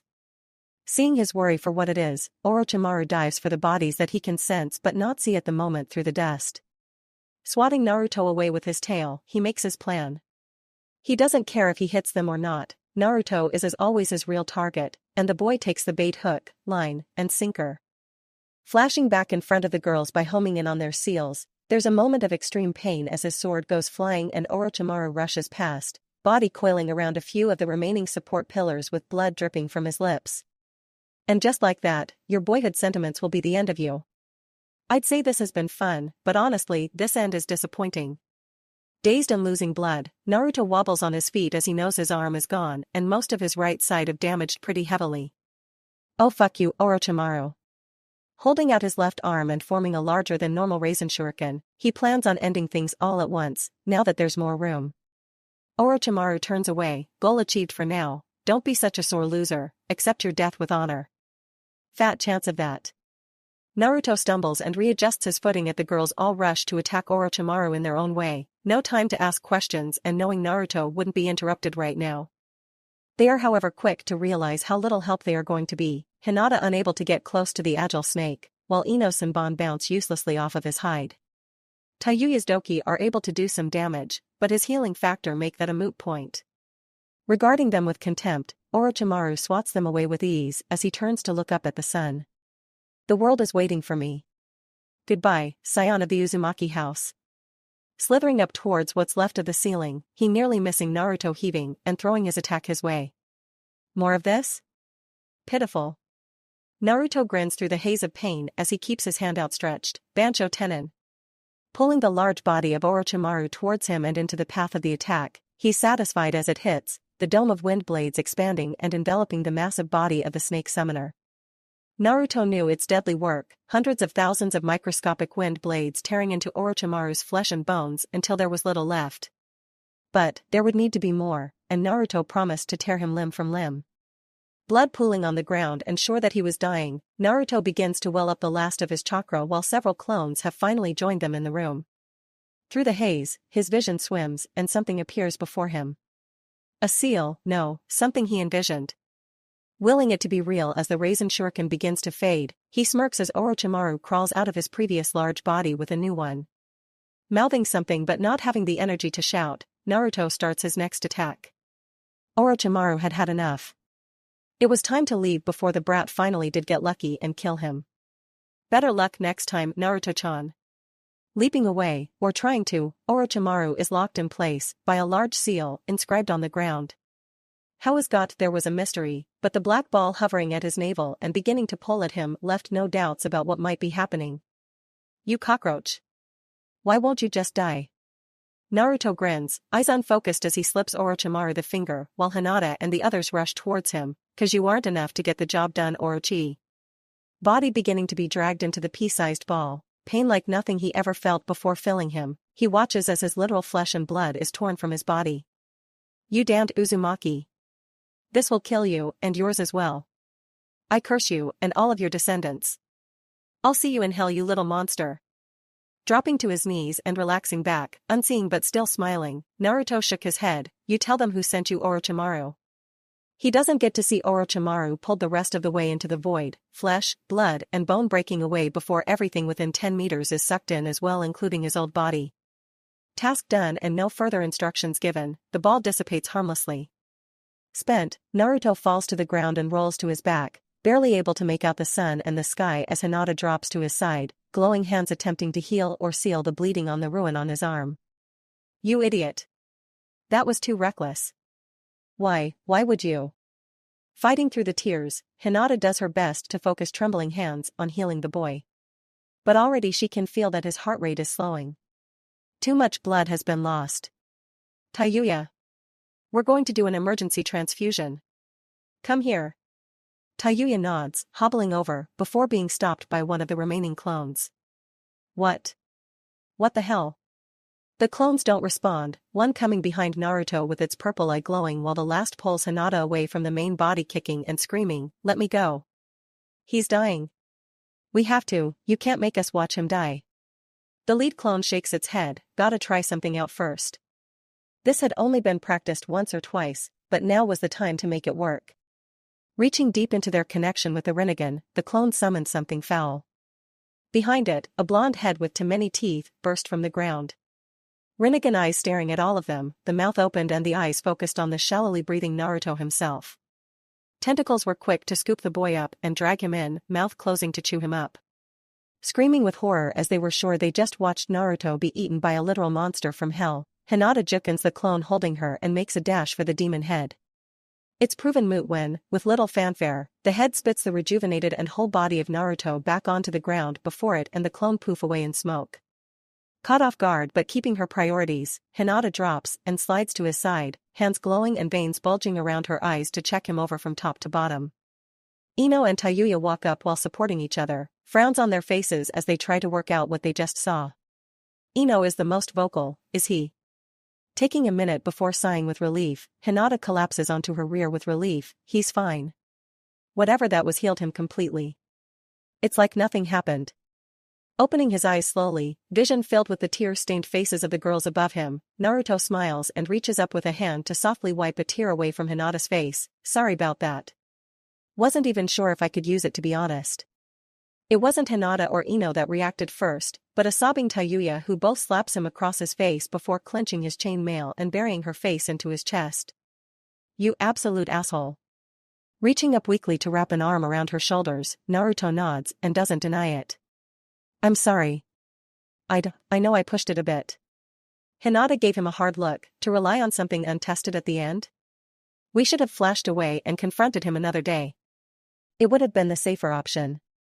The more sane option. Naruto nodded. I wanted him dead. The things he told me. I couldn't put up with him being alive for even one more day. He accepts Ino and Hinata joining the dog pile, laying on him and reassuring themselves that he was real and alive. I'll do my best not to be so reckless in the future. Ino sighed and tightened her hold around his middle. You just killed a Sannin. I doubt there are many people on this continent that can give you that kind of fight again. Hinata shook her head. Let's not jinx it. You know his luck. Chuckling before groaning as, even though he was healed, his muscles were still sore. Yeah. Let's not do that again anytime soon. Idly, his vision travels over to the bound and sealed Kabuto. Guess he let slip about the other Uzumaki then? Hinata sat up and nodded, only a little confused, but figuring Orochimaru tried to taunt him. Orochimaru say much of the same? Naruto nodded and she sighed. Ino mind walked Kabuto. It's bad. Yeah, I know. Orochimaru was describing some pretty horrible shit. We'll need to interrogate Kabuto fully to make sure he gives us everything, but I'm happy to execute him the second we find the rest of our clan members. Tayuya mumbled out from his chest, refusing to let him go, burn him alive. It's what he deserves. Or maybe use that time seal on him. I don't care. Sighing but realizing that they need to finish up and get back, Naruto creates 4 new clones with some effort, raid the rest of the base and return. On it, boss. They rush away, leaving the group alone under the crumbling ceiling and blue sky. Looking down on him, Hinata finally softens her smile and rests a hand on his cheek. You'll have to relax when we return. A week at least. No arguments here, I feel like someone dropped the tower on me. He didn't want to think about the fact that his body was literally just chewed up and rebuilt in whole. Everything that had happened within the last hour was objectively just horrifying. Orochimaru experimenting on himself and turning himself into a snake monster, the revelations about the last Uzumaki, nearly dying not once but twice. Yeah. He'd take a week off after this one. Looking up to the fidgeting Hinata, he opens his mouth to say something but receives a soldier pill for his troubles. Eat it, don't complain. Seeing him nod, Hinata sighs and looked around the rubble, so much carnage. Ino finally sits up, though a hand stays in contact with the man she loves. Orochimaru is finally dead. It's Kami. Still overwhelming. Tayuya chuckled, can we bring him back and kill him again? Ino swats her in the shoulder, let that monster stay dead, please and thank you. Naruto lets the girls bicker and banter above him back and forth. So much would need to happen from here on. I'm so fucking tired. Kurama chuckled, you've just killed a Sannin and the best you can say is that you're tired? Yeah, and I think that's enough honestly. Kurama nods, laying down behind his cell bars, no complaints here. That was too close for comfort. You really pulled yourself out of the fire, forcing your Rinnegan at the end there. Hurt like a bitch though. Be happy you didn't damage anything. And any later and you wouldn't have had the chakra to finish your healing. Imagine being spit back out only half finished. I'm pretty sure the girls would have had a fit with my half chewed up corpse. They laugh together before they sober up and relax together. I'm gonna have to raise Kumo to the ground, aren't I? Kurama shrugged, you have your family. Do you really have to save clan members who may not even be alive? Kurama saw the determined look enter the boy's eyes and nodded, right, shouldn't question that. Be smart. Orochimaru was strong, but only because he was so focused on living. Others are powerful in a truly terrifying combat way. I'll keep that in mind. That Kumo Jinchuriki, he didn't seem like a pushover. Time will tell, partner. Naruto chuckles and nods, chest rumbling as the girls watch on, Tayuya finally sitting up and clearing away her tears.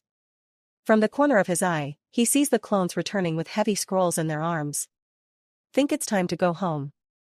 Ino clenches her hand at his side, about Kumo. What are you thinking? Dirty and grimy and ready for a long soak in the bath, she was still worried about the future at the moment. A long cry from the prim and sparkly girl she had been a year and a half ago. Naruto sighed and returned his gaze to the sky. I can't just flatten the city outright. We'll have to infiltrate, find our clansmen and extract them. Not sure how to do that yet. Tayuya frowns and crosses her arms, I'm all for charging in through the gate and killing them all. Hinata smiles and shakes her head, we need to be smart and cautious. This is Kumo, they've been around almost as long as Konoha and were part of the group that destroyed Uzushio-Bikyu originally. Tayuya snapped her fingers, all the more reason to raise them to the ground. You know we can't. Like Naruto said, we have to find our clansmen first, take them to safety. Hinata's eyes turned cold as a disturbing grin spread on her face, then we can rain down fire and death on their village. Ino nudges the normally peaceful woman, oh ho, look at you. Starting to take after Naruto, aren't we? You've all corrupted me. I'm pretty sure it's the other way around. Naruto chuckled and shook his head, it's always the quiet ones. Groaning as his ribs protested, he waved off the girls' concerned looks. Come on, help me up so we can go. I'm tired, need a bath, and want to relax for the rest of the day. Ino helps him up, Hinata and Tayuya taking the scrolls from the clones as they dispel and return what chakra they can back to Naruto. Are you okay? Really? Ino leans in to support him more as he shakes his head slowly, mind still a whirl of thoughts. No. But I'm trying not to hyper-focus. It's more than family that had been wandering aimlessly only to find us. There's a chance that we have family that's been captured and abused all this time. Tortured. It doesn't sit well with me. And part of me feels like I failed my clan. Naruto doesn't have long to dwell on morbid thoughts, Ino turning his head to lock eyes with her. You aren't responsible for everything that happens, Naruto. You've done your best to save everyone you can, but you can't be everywhere at once. Tayuya nudges him from his other side, clamping onto his arm tightly. You've done better than anyone else has in protecting us and bringing as many of us together as possible. Don't sell yourself short. You aren't Kami after all. Naruto nods, unsealing AV2 from a hidden seal in his pants and giving it over to one last remaining clone, nodding to it as Hinata joins in on the group hug. They flash away without another word.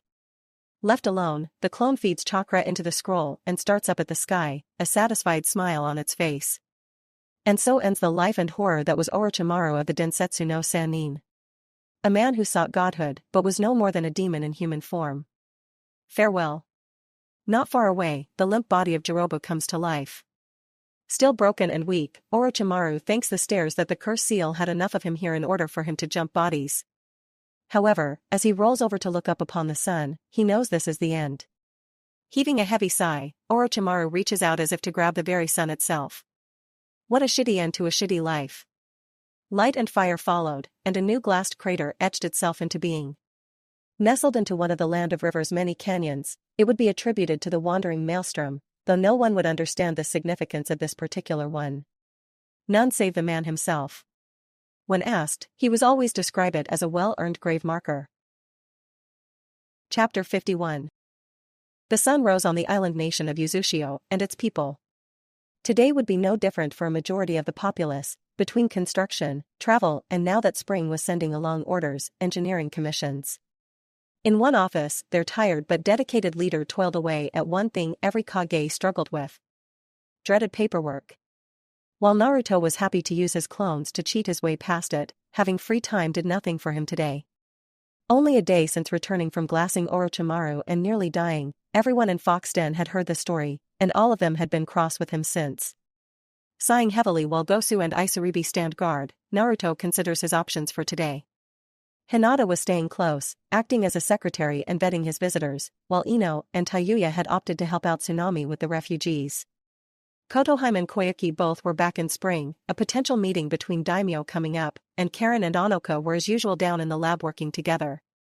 Flipping through a paper while three clones sit off to the side doing the same, Naruto hopes Riptide Team 1 are doing well and call him soon. Anything to get him from behind this lonely desk. Stomach growling, Naruto heaves another sigh as he reads through a neighborhood report from the civilian bureaucracy about the schools. Man, maybe I need a break. Ramen sounds real good right about now. Naruto hoped the girls hadn't gotten to IM. She was always fun and full of gossip for the day, and he needed someone cheerful to take a break with. Maybe a lunch date would break some of the ice with Hinata? IM had integrated with Uzushio quickly, though she was planning to make a tour of the nations soon to expand her horizons. Behind his left shoulder, Isaribi cleared her throat. I don't think that's the best of ideas, Lord Uzumaki. The ladies of your house have made it clear that you are to stay put and rest. Grunting and turning to look back towards her, Naruto tried an easygoing grin as he hooked a thumb over his shoulder. Oh come on. We can get lunch together. You both can guard me, and make sure I don't do anything I'm not supposed to. Naruto wiggled his eyebrows and tried a more conspiratorial tone. I'm your superior, I can order you to come along. Isaribi shook her head quickly. Of course you could, Lord Uzumaki. However, idly her eyes trailed to the open door where she could see Lady Hinata happily working through a stack of paperwork of her own, sorting and deciding what would be coming his way next. I'll have to say that the Uzumaki women are much more terrifying than you. Scoffing and resting a cheek in a hand as he leaned on the table, Naruto mumbled with a bit of irritation, you just don't know any better. I can be scary. Give him 10 seconds and some Karama chakra and he'd have some Kage pissing their pants. Damn straight you would. At least someone remembers how awesome I am. Your women will still kill you though. Traitor. Isaribi regains his attention, eyes large as she attempts to pout. Are you really going to refuse the words of a cute woman, Lord Uzumaki? Lady Ino said you were better than that. Grunting again and waving her off, Naruto wouldn't admit out loud that he was a sucker for cute girls. Not today at least. Pussy. Shut it, I'll cut you off from my senses. You wouldn't dare. Wanna bet? Yes, yes I do. In the end, Naruto didn't respond, because they both knew he wouldn't. By this point, Kurama was something like an older uncle to him. Pervert and battle maniac though he may be. Behind him and unnoticed as he goes back to his work, Isaribi and Gosu high-five and grin at each other. One minor crisis averted for the moment at the least. Gosu grins and relaxes just a tad, worry not Lord Uzumaki. When lunch rolls around I'll be nice and go get ramen for us. So you can stay put. That was the problem, wasn't it? That he couldn't leave the office? The pencil that flew faster than he could track and lodged itself into the wall changed his mind. Lady Hinata hadn't even moved, humming away with a too cheerful smile on her face, but he knew that she threw it. Second thought, staying on guard is for the best. Isaribi was right, the Uzumaki women were terrifying. Naruto sweats a bit but nods, yeah, probably for the best. Hearing papers ruffling and looking up, Naruto and the others watch as one of the ninja receptionists, the dark-skinned blonde and blue-eyed Mihoshi is bouncing her way through the door. Attempting to greet them and carry the paperwork all at once, she ends up tripping and falling flat on her face with a thud. Used to her antics and smiling, Naruto raises a hand, "Yo Mihoshi." Stuck to the floor, the blonde raised a hand, "Good morning Lord Uzumaki." Bright and cheerful as ever, Mihoshi takes some time to gather up her spilled papers before rebuilding the stack and standing at attention. Just a few mission reports to bring to you for inspection and eventual filing. Coming forward to set them down on the desk, leaning forward and unintentionally giving Naruto and the rest a clear view down her shirt, the bubbly girl stands tall and salutes him. Also, Tsunami has registered 3 ninja from the Land of Rain who have requested an audience with you. They are staying within wave for the moment and had no issues giving their information. Leaning back with a sigh, Naruto thinks it over for a moment. The only ninja he knew from Rain would be Konan. So she must have brought friends this time. Her leader perhaps? Or maybe guards. That would be likely. But if they were being honest in registering, he could humor them. I'm staying here to be on call for an urgent mission. But let them know if they're okay with waiting for a few days that they can have their meeting. At the least, they can have my permission to visit Uzushio proper. Under tight surveillance of course. Nodding and bowing to him, flashing everyone for a second time, Mihoshi smiles and turns to walk away. I'll pass along the order. Have a good day Lord Uzumaki. Bouncing away in multiple ways, it is Gosu who ends up earning a smack from Isaribi. Oh come on. That's not my fault. You were looking too. Blushing but looking away, Isaribi scratched her cheek. Still, don't ogle other girls in front of me at least. So you can ogle, but I can't. I didn't say that. But you slapped me. I did. And you ogled her too. I did. Naruto rolled his eyes. Come on Gosu, let it go. Having an affronted look, Gosu motions to the angelic Isaribi, but she slapped me? Sighing again much more heavily, Naruto waved a hand. Kami, go ogle her together, why don't you? Obviously you both like her. When he was met with silence, Naruto turned back to see each of the guards staring at each other. Seriously? Isaribi cleared her throat quickly. We have no idea what you mean, Lord Uzumaki. Gosu nodded, of course not. Naruto shook his head and gave a glare to his new stack of paperwork. Sure you don't. Grinning and glad that her lord isn't in the mood to tease them, Isaribi leans to the side a bit. She sure is a bubbly personality. Nodding and picking up a report to read through, Naruto hums, yeah, her and her partner, Kion, they even each other out pretty well. Reading along for a few minutes in silence, birds flying by his window as the time ticks by, Naruto flips a page over. I wonder how Yugo and the others are doing. You wouldn't be stuck here and so worn out if you hadn't forced your Rinnegan to evolve like that. You aren't wrong. Flipping through another page as one of the teachers details the almost necessity of a replacement guard golem, Naruto wants to grin about that but can't. Have you found an issue? How the hell were grade schoolers training their golem to arena fight other golems? That shouldn't be possible at all. No. I don't think at least. One of the skills is different than what I remembered. That ability to will complex seals into existence shouldn't be possible. But you did it. Whatever that technique was against Orochimaru. Not like I remember it. I was pretty loopy between the blood loss and missing an arm. It was like my gravity seal, only magnified by a few thousand times. Or maybe, more like a void? I don't know. I'd have to play with it to recreate it. Kurama shuddered and shook his head. It was terrifying enough the first time.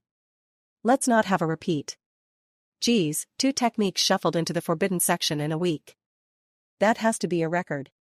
Thinking about it, Naruto does eventually nod as he finishes the report and signs it off. I'll be more careful, but something about that one I can't let go yet. I have to figure it out. I can't save you if your women decide to beat you into the ground. Fair enough. Naruto moved to grab another file, but was distracted by a hopefully much better reason. Karen was here, smiling brightly and for all appearances happy to see him. Smiling himself, he raises a hand. Karen, please tell me you're here to take me away to inspect some new work of yours. Shaking her head and dropping a large beaker full of a dark green liquid in front of him, Karen adjusts her glasses and makes them shine. No can do, Naruto. I'm here to deliver this instead. Naruto eyes the beaker, nose crinkling. The smell wasn't horrible. It certainly wasn't something he wanted on his desk though. And what is this? Maybe it was some new medical thing she cooked up. It was just not what he wanted. It's your lunch. Still smiling and now grinning, Karen put her hands on her hips. This is dot for me? Yup. Wouldn't something, I don't know, more normal be more fitting? Like, even donburi or takoyaki or dash. Karen's eyes shadow over as she places both of her hands on the desk and begins to lean over him. I worked hard to make something that has all of the nutrients and vitamins that your body needs to make a full recovery. Because, you did almost die. Eyes going unnecessarily wide, the scientist was still grinning. Against our wishes, might I add. Are you sure you want to complain? Shaking his head quickly, Naruto waved his hands back and forth for extra emphasis. No, of course not. Eyeing the green sludge, Naruto knew there wasn't an escape from this. Guess he should have known better. Any chance I can add something to make it more appetizing? Shaking her head as she stood up straight and her smile stretched back across her face, Karen once more had her hands on her hips. No can do. This has everything your body needs, and I don't want to chance tainting that with sweeteners. Plus, you'll have to drink 3 of these a day for 3 days, just in case. Aw, come on, Karen-chan. Have a heart. Trying a different tactic, Naruto leered at her. You know it's not everything my body needs. Let me come visit you, and we can figure out the rest.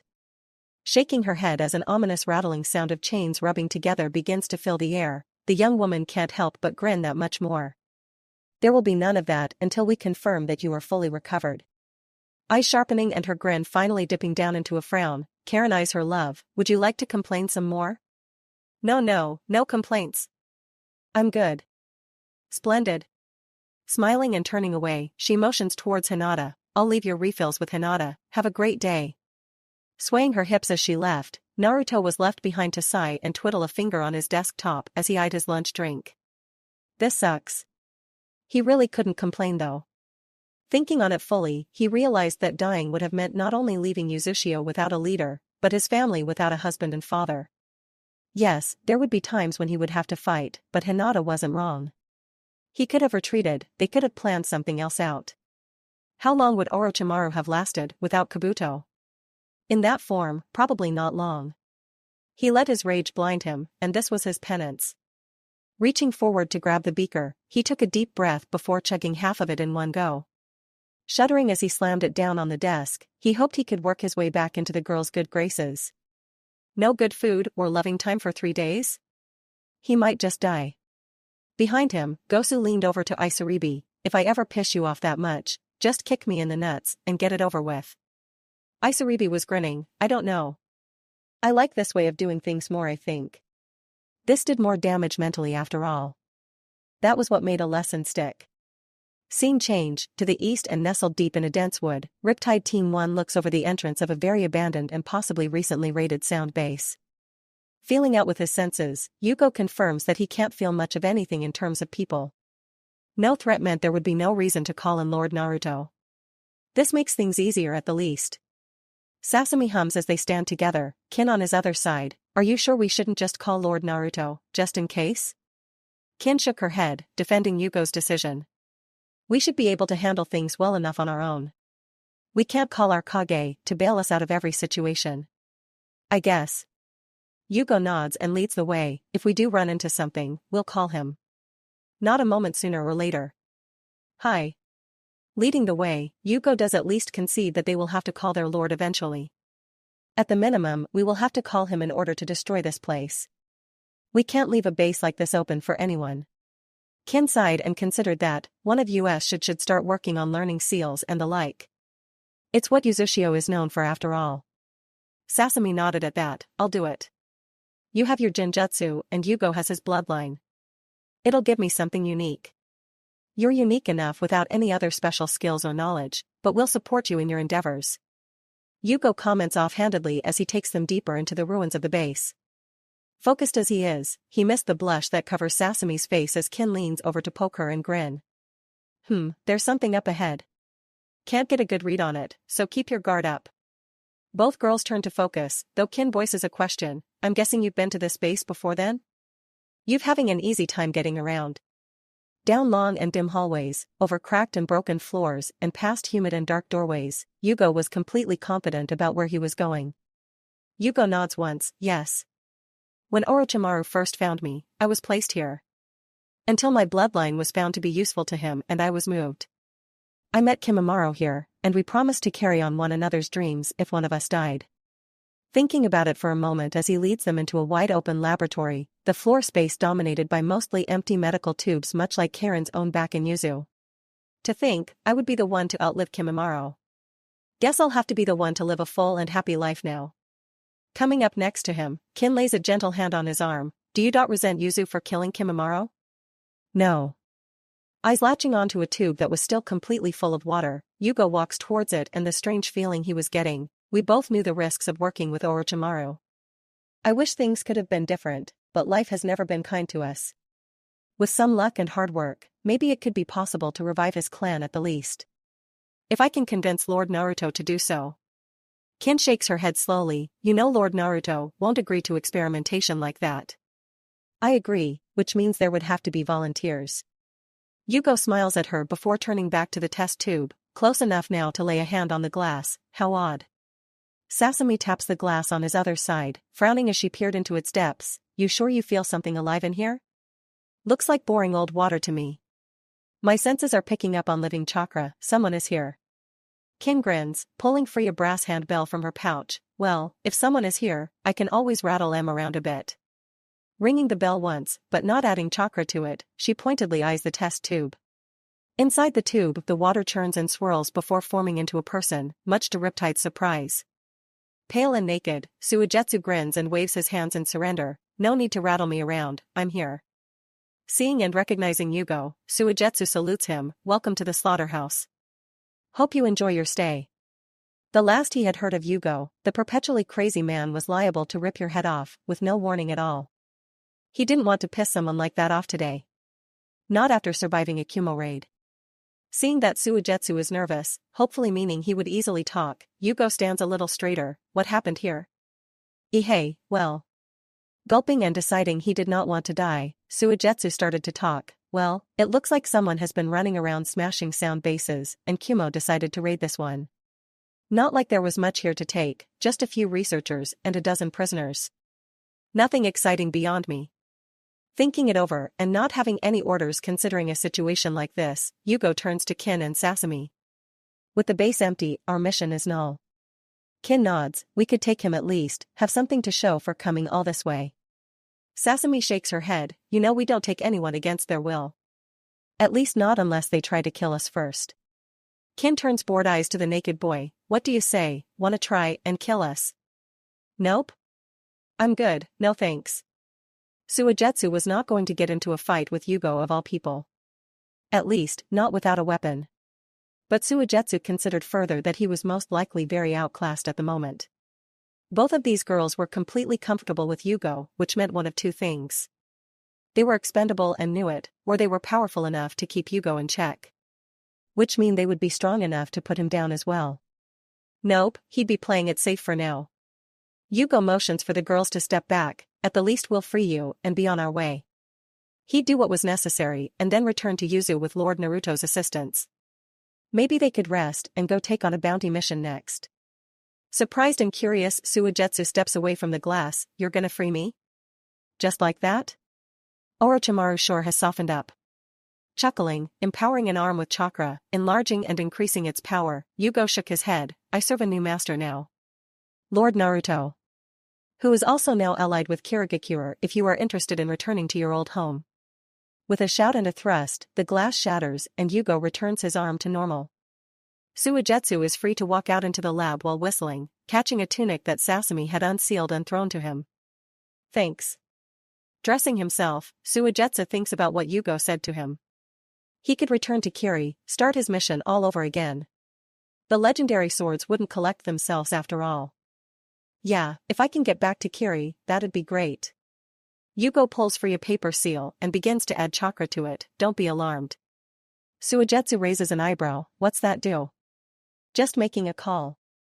In a flash, Naruto is there, frowning at his surroundings and unintentionally raising his chakra as his eyes lock on the pale-haired boy. Suigetsu instantly knows that whoever this is could kill him in a moment and most likely would if the look in his blue and purple eyes was anything to go off of. That wasn't the face of a man, it was like staring at death. Yugo with Sasami and Kin bow to him. However, Lord Naruto, we have news to report. Tired and still worn out as he is, it takes a moment for him to clamp down on his chakra. Turning curious eyes to Yugo, Naruto nods. What's up, Yugo? I expected you to call me outside of the base, not deep within it. Another casual glance washes over Suigetsu, before Naruto turns fully to Yugo. Want to get me up to speed? Yugo nods. The base has been raided before we made it here. Kumo made off with a few researchers and a dozen prisoners. Suigetsu is the only survivor otherwise. He does wish to return to Kiri. Taking it all in with a nod, Naruto makes a clone before unsealing a V2. Okay, let's get back to Uzuden and have a chat. He was thinking over the fact that there were only a dozen prisoners here, same number as what Orochimaru said he had given to Kumo. Had they just missed saving the Uzumaki? Or just a coincidence? Clone wandering off down a hallway, Naruto grabs Yugo, who in return lets Ken and Sasami grab onto him, and he grabs a confused Suigetsu. Hope you don't get motion sickness. That confused Suigetsu more. What do you dash 1 second he was in the dark and dank ruins of the lab and the next he was dropping to the floor of a well-lit office several stories up. Bookcase on one wall and a collection of exotic weapons on the opposite, Suigetsu decided he was going to hang on to the floor to keep the world from spinning. Naruto was already walking around his desk, heaving himself back into his chair with a sigh. Behind him, Gosu and Isaribi wave to the Riptide team. Welcome back. Yugo nods while Kin bounces in place. Did we miss anything? Isaribi motions to Hinata visible through the open door and then eyeing Naruto. You could say that. I'm sure you'll get filled in later. Naruto watches as Suigetsu gets to his feet, nervous, but standing tall all the same. So, you want to return to Kiri, right? Yeah, that's right. Suigetsu is hit with the realization that this man wasn't just insanely strong, but a Kage to boot. Nope. He wanted to be as far away from this guy as possible. Eyes turning hard for a moment, Naruto had to consider that he couldn't really stop the guy from going. For all he knew, Suigetsu was a member of some proud or prestigious clan in Kiri. I don't know how long you were locked away with Orochimaru, but Kiri is in the middle of changing towards a less bloody future. So I'll ask. Are you more aligned with the Kiri of old, or the new? Maybe Suigetsu would make things simple for him. Scratching at his head, Suigetsu shrugged. Kiri is Kiri. As long as I can return, my loyalty won't be doubted. Maybe he could reunite with whatever of his clan was left. Get some updates before continuing on with his quest. That was what mattered to him. Decision made, Naruto figured that without a good reason, he didn't have a justification for keeping Suigetsu here. Plus, it would be one less headache for him. Well, it's not my place to keep you from getting home. He turned to regard Yugo. Can you escort him to Wave and help him charter a boat? Sure thing. Yugo is already backing away, ready to leave at a moment's notice. Suigetsu bows low to the Kage. Thanks a bunch. For the save and for sending me home. Naruto waves him off, pushing an empty beaker towards the edge of his desk while returning to paperwork. No sweat. Good luck, and when you get to Kiri, tell May I said hello if you can. Confused but nodding, wondering how he was going to track down this May person, Suigetsu turns to walk out. Sure thing. Leaving with the Yuza team, the loner ninja mentally makes plans for what to do once he gets back to Kiri. Office quiet once more now that the others had left. Naruto sucks his teeth a bit, and here I thought I might get some excitement.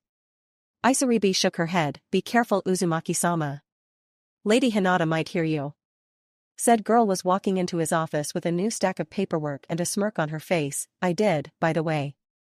Papers dropping onto his desk, the pale-eyed girl looks to the empty drink. "Oh, you need a refill." In the corner, the group of 3 clones groaned out that they had just finished a stack of work. They were properly ignored. Naruto shakes his head though he moves the new stack to his inbox. "I think I'm good for now." Eyes going hard for a moment, Hinata unseals a new beaker and places it on his desk, taking and sealing the empty. "Nonsense. Drink up. You need it." Turning to walk to the group of clones, picking up completed and sorted folders and files, Hinata again turns to walk back out of the door. "And we will be having a longer conversation tonight, husband." Saying nothing else, Hinata leaves, Naruto glumly staring at the green liquid. He was sure it was mocking him somehow. Isaribi takes some pity on Naruto, leaning over with a smile. "I'm sure things will be fine, my lord." Why, she put the stack of paperwork down a bit gentler than last time. She idly noted one of the clones coming over and taking half of the new stack before returning to their desk under the weapon wall. Naruto shook his head, moving to get back to work. "It's all right. I deserve it. They do mean well, and they deserve to be upset with me." He'd have to figure something out to make it up to all of them. He wouldn't be completely passive through all of this. Scene change on the road and making her way to her next destination while the sun sets, Yujito decides that she has had enough for today. Getting off of the road and making her way into a tree with good leaf cover, she settles in for the night. "I've got 2, maybe 3 days, before I make it to Wave." Matatabi nods. "Think you're ready for this?"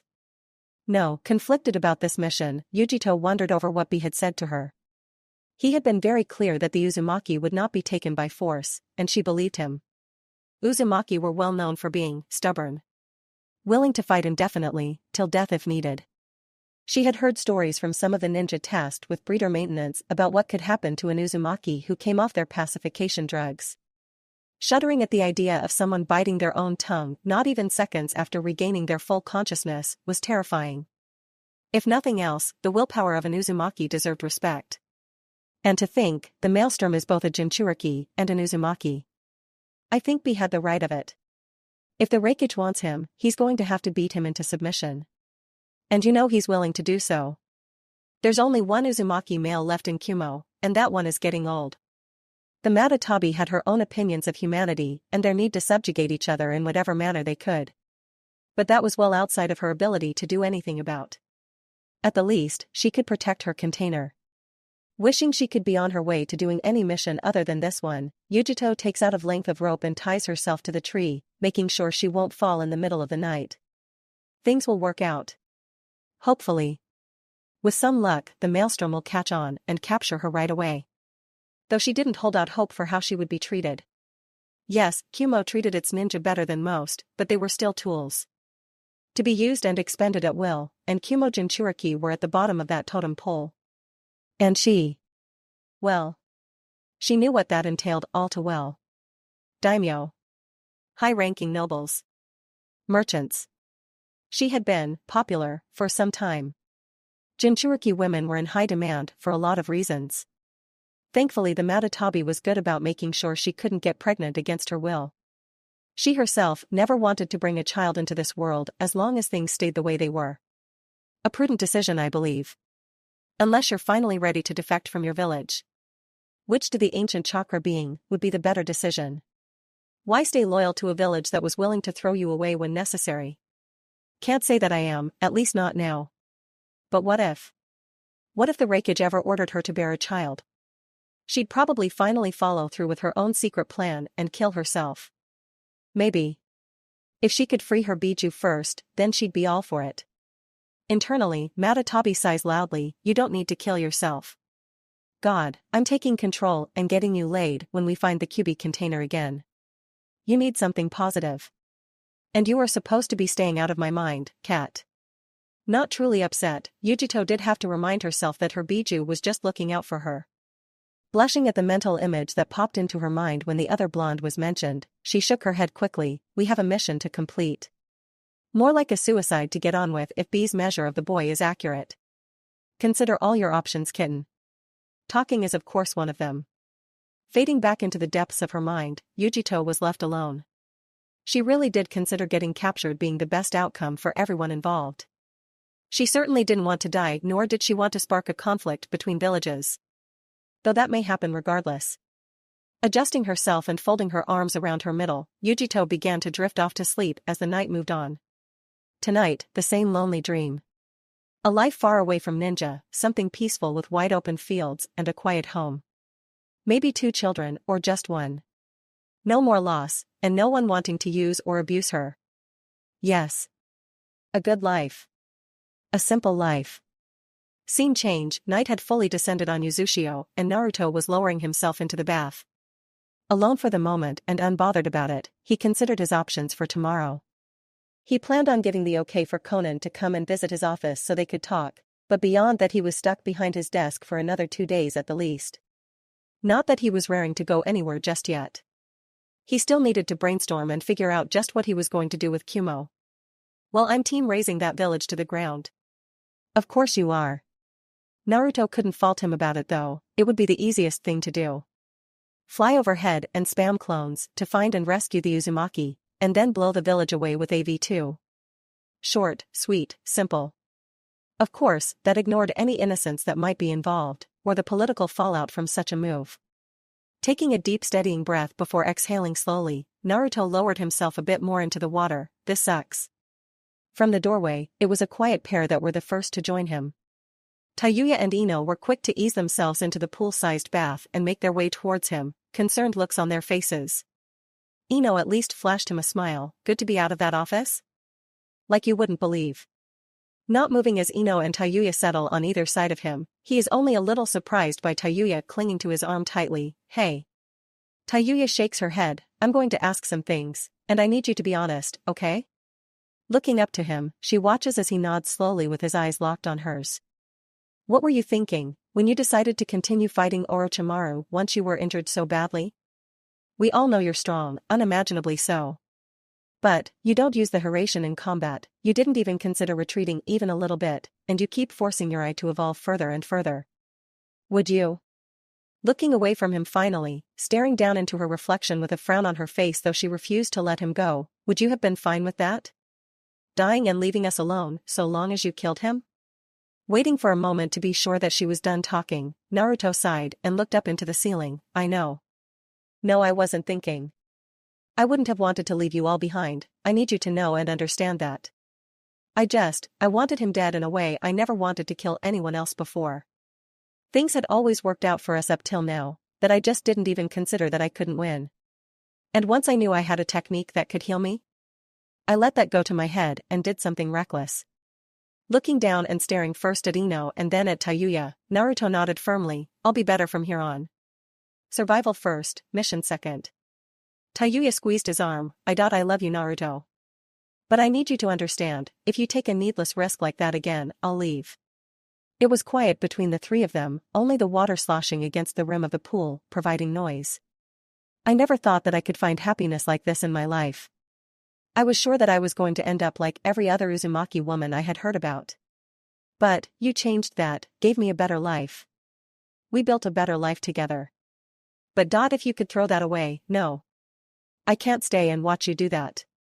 Turning watery eyes towards him, he pokes him hard in the chest. I can share you with the others because we all love you. But I won't be second place to some vendetta.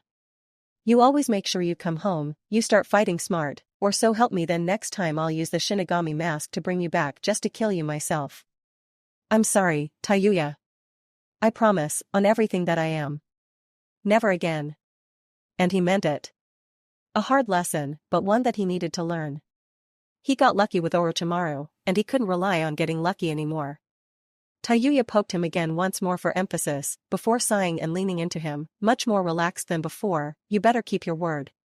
And you're giving me massages for the rest of the week to apologize for making me all mushy and emotional. Asshole. Chuckling and nodding again, Naruto slipped an arm around her slim waist and pulled her further into him. But you're always so soft and feminine, Tachan. The elbow to his gut screamed in defiance of that. Yeah, noted. S. Ino shook her head and leaned into his other side, daintily picking up his arm and laying it over her shoulders. We all feel mostly the same, though with different extremes. So long as you learn and improve, we'll all be happy.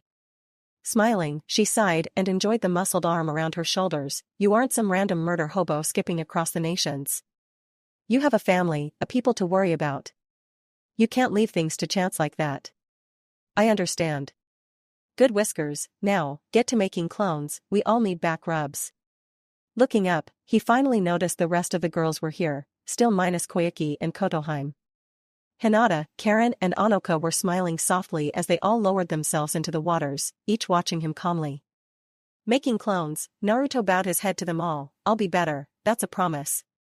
Hinata is the first to nod and float over to the real him, kissing him lightly on the lips before floating away to be picked up out of the water by a clone. We know. Don't think this gets you out of a few days in the doghouse though. Pouting, Naruto watched his clone start to work the girls over. Can I at least have normal food? Karen giggles before a moan escapes her lips. No can do.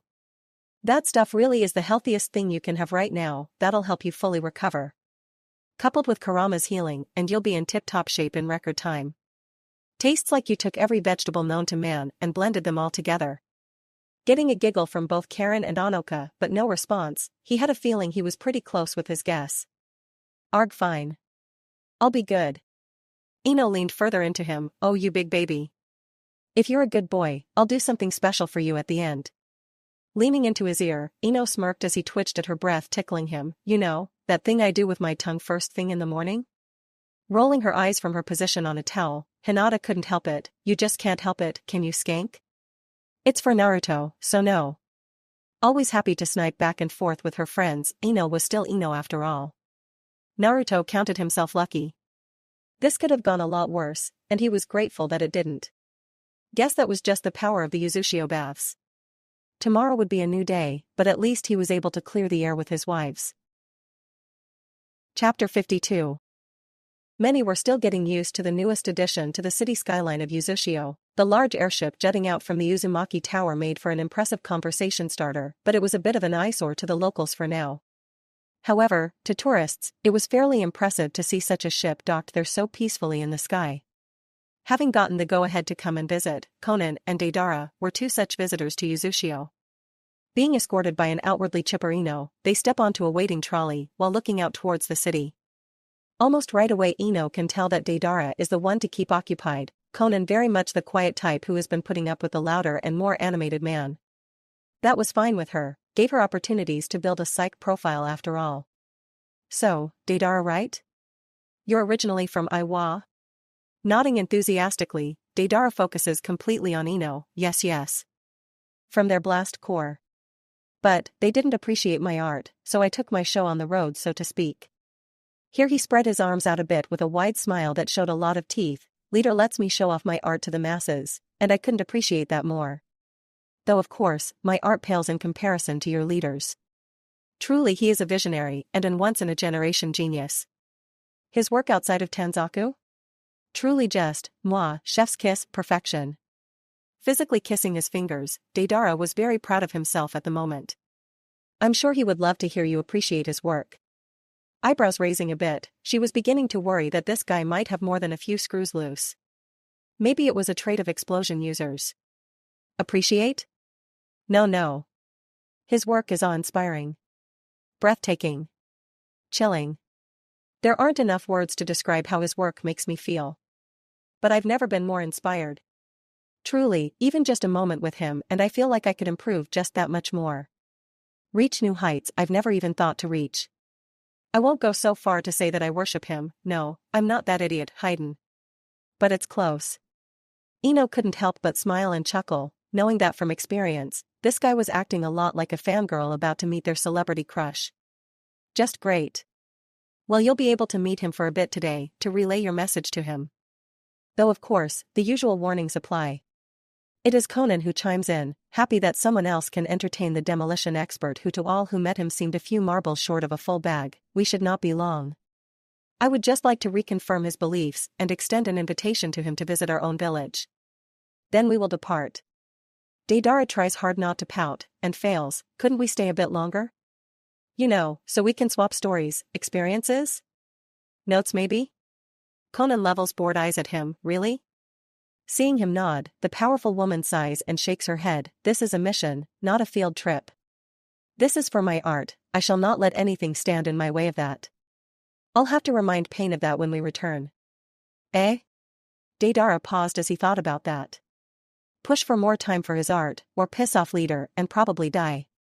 Well, I guess, if that's best then. As the two talk, Ino sits back and watches them for a bit, taking in their dynamic. While Deidara boasted explosion skills and amazing feats, Conan was very much the one in control. And further, this leader of theirs now identified as Pain was apparently very powerful. If for no other clues that the willingness for Deidara to back down and give up on his guest to improve his art. A little alarming considering, but Naruto would know what to do with that information later. More so too, remembering her notes and the third member of their team waiting in a hotel room back in Wave. Because who would have ever thought that Itachi would not only give his real name, but so easily as well. Granted, almost no one had believed it when he did, so there was that. It did however link these two to Akatsuki as well, and that had put everyone in Riptide on high alert. Were they here to capture Naruto then, or were they really just here to talk? This group had apparently been running around hunting Biju for a long while, only to suddenly stop. Ino and the others had voiced their concerns to Naruto, only for him to wave them away with a grin. He assured them all that Conan wanted to talk, and that was it. In his mind, why come all the way to his village so publicly, just to start a fight? Especially in a village known once upon a time for its mastery of seals. Fighting on his home turf was suicide. No, Yuzu had nothing to fear today. That said, all of the members of Riptide were on high alert, keeping their distance, but watching the two from afar. Karen and Anoka were down in their computer room and lab, monitoring things with the city golem more personally. Naruto may be competent and back to full health, but the girls needed to reassure themselves as well. As far as the rest of the general Uzushio ninja knew, a pair of powerful ninja were visiting and to be on their best behavior. Ino and the rest knew that the Yuzu ninja were a very protective bunch, and didn't need to be riled up with the knowledge that Akatsuki were in town. Looking up as they entered the city center and the tower loomed above them, Ino hopped off and waited for the pair to do the same. Conan was the first to speak up again. Certainly there have been rapid advancements here. Lots of samurai and an airship. Does Naruto truly seek peace?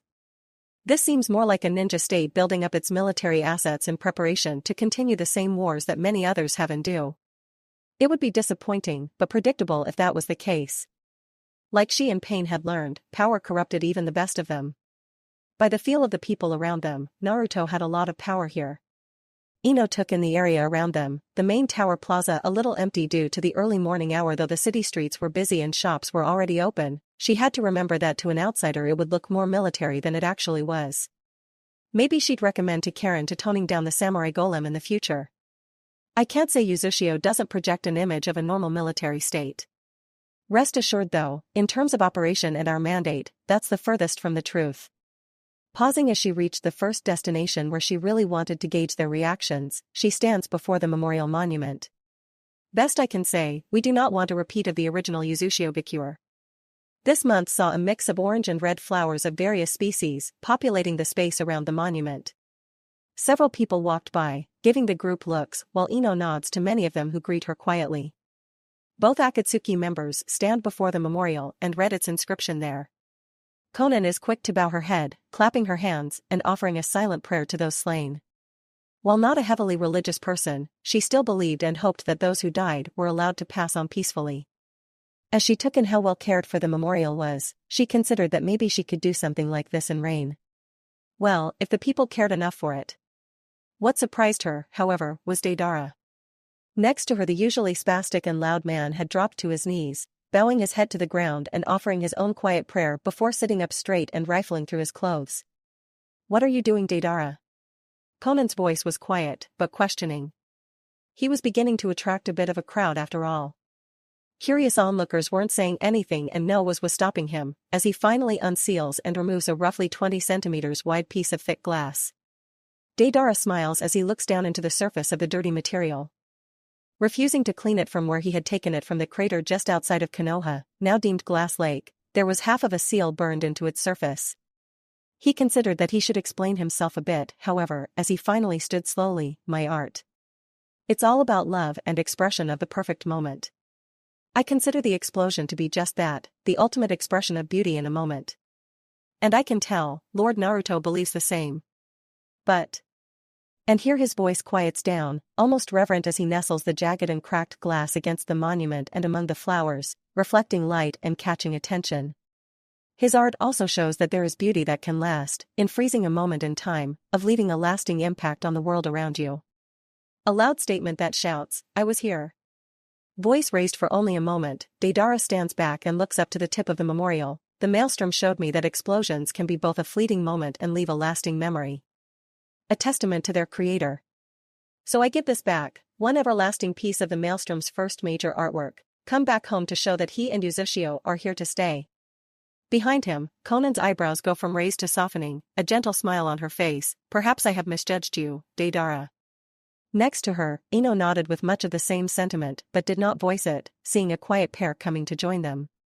From next to Conan and apparently unnoticed, Naruto hums and internally chuckles at the light jump from the older woman. That's a well-thought-out offering. I'm sure many of our citizens will appreciate it. Holding out a hand to Deidara, Naruto was all grins while Hinata stood quietly off to the side. Thank you.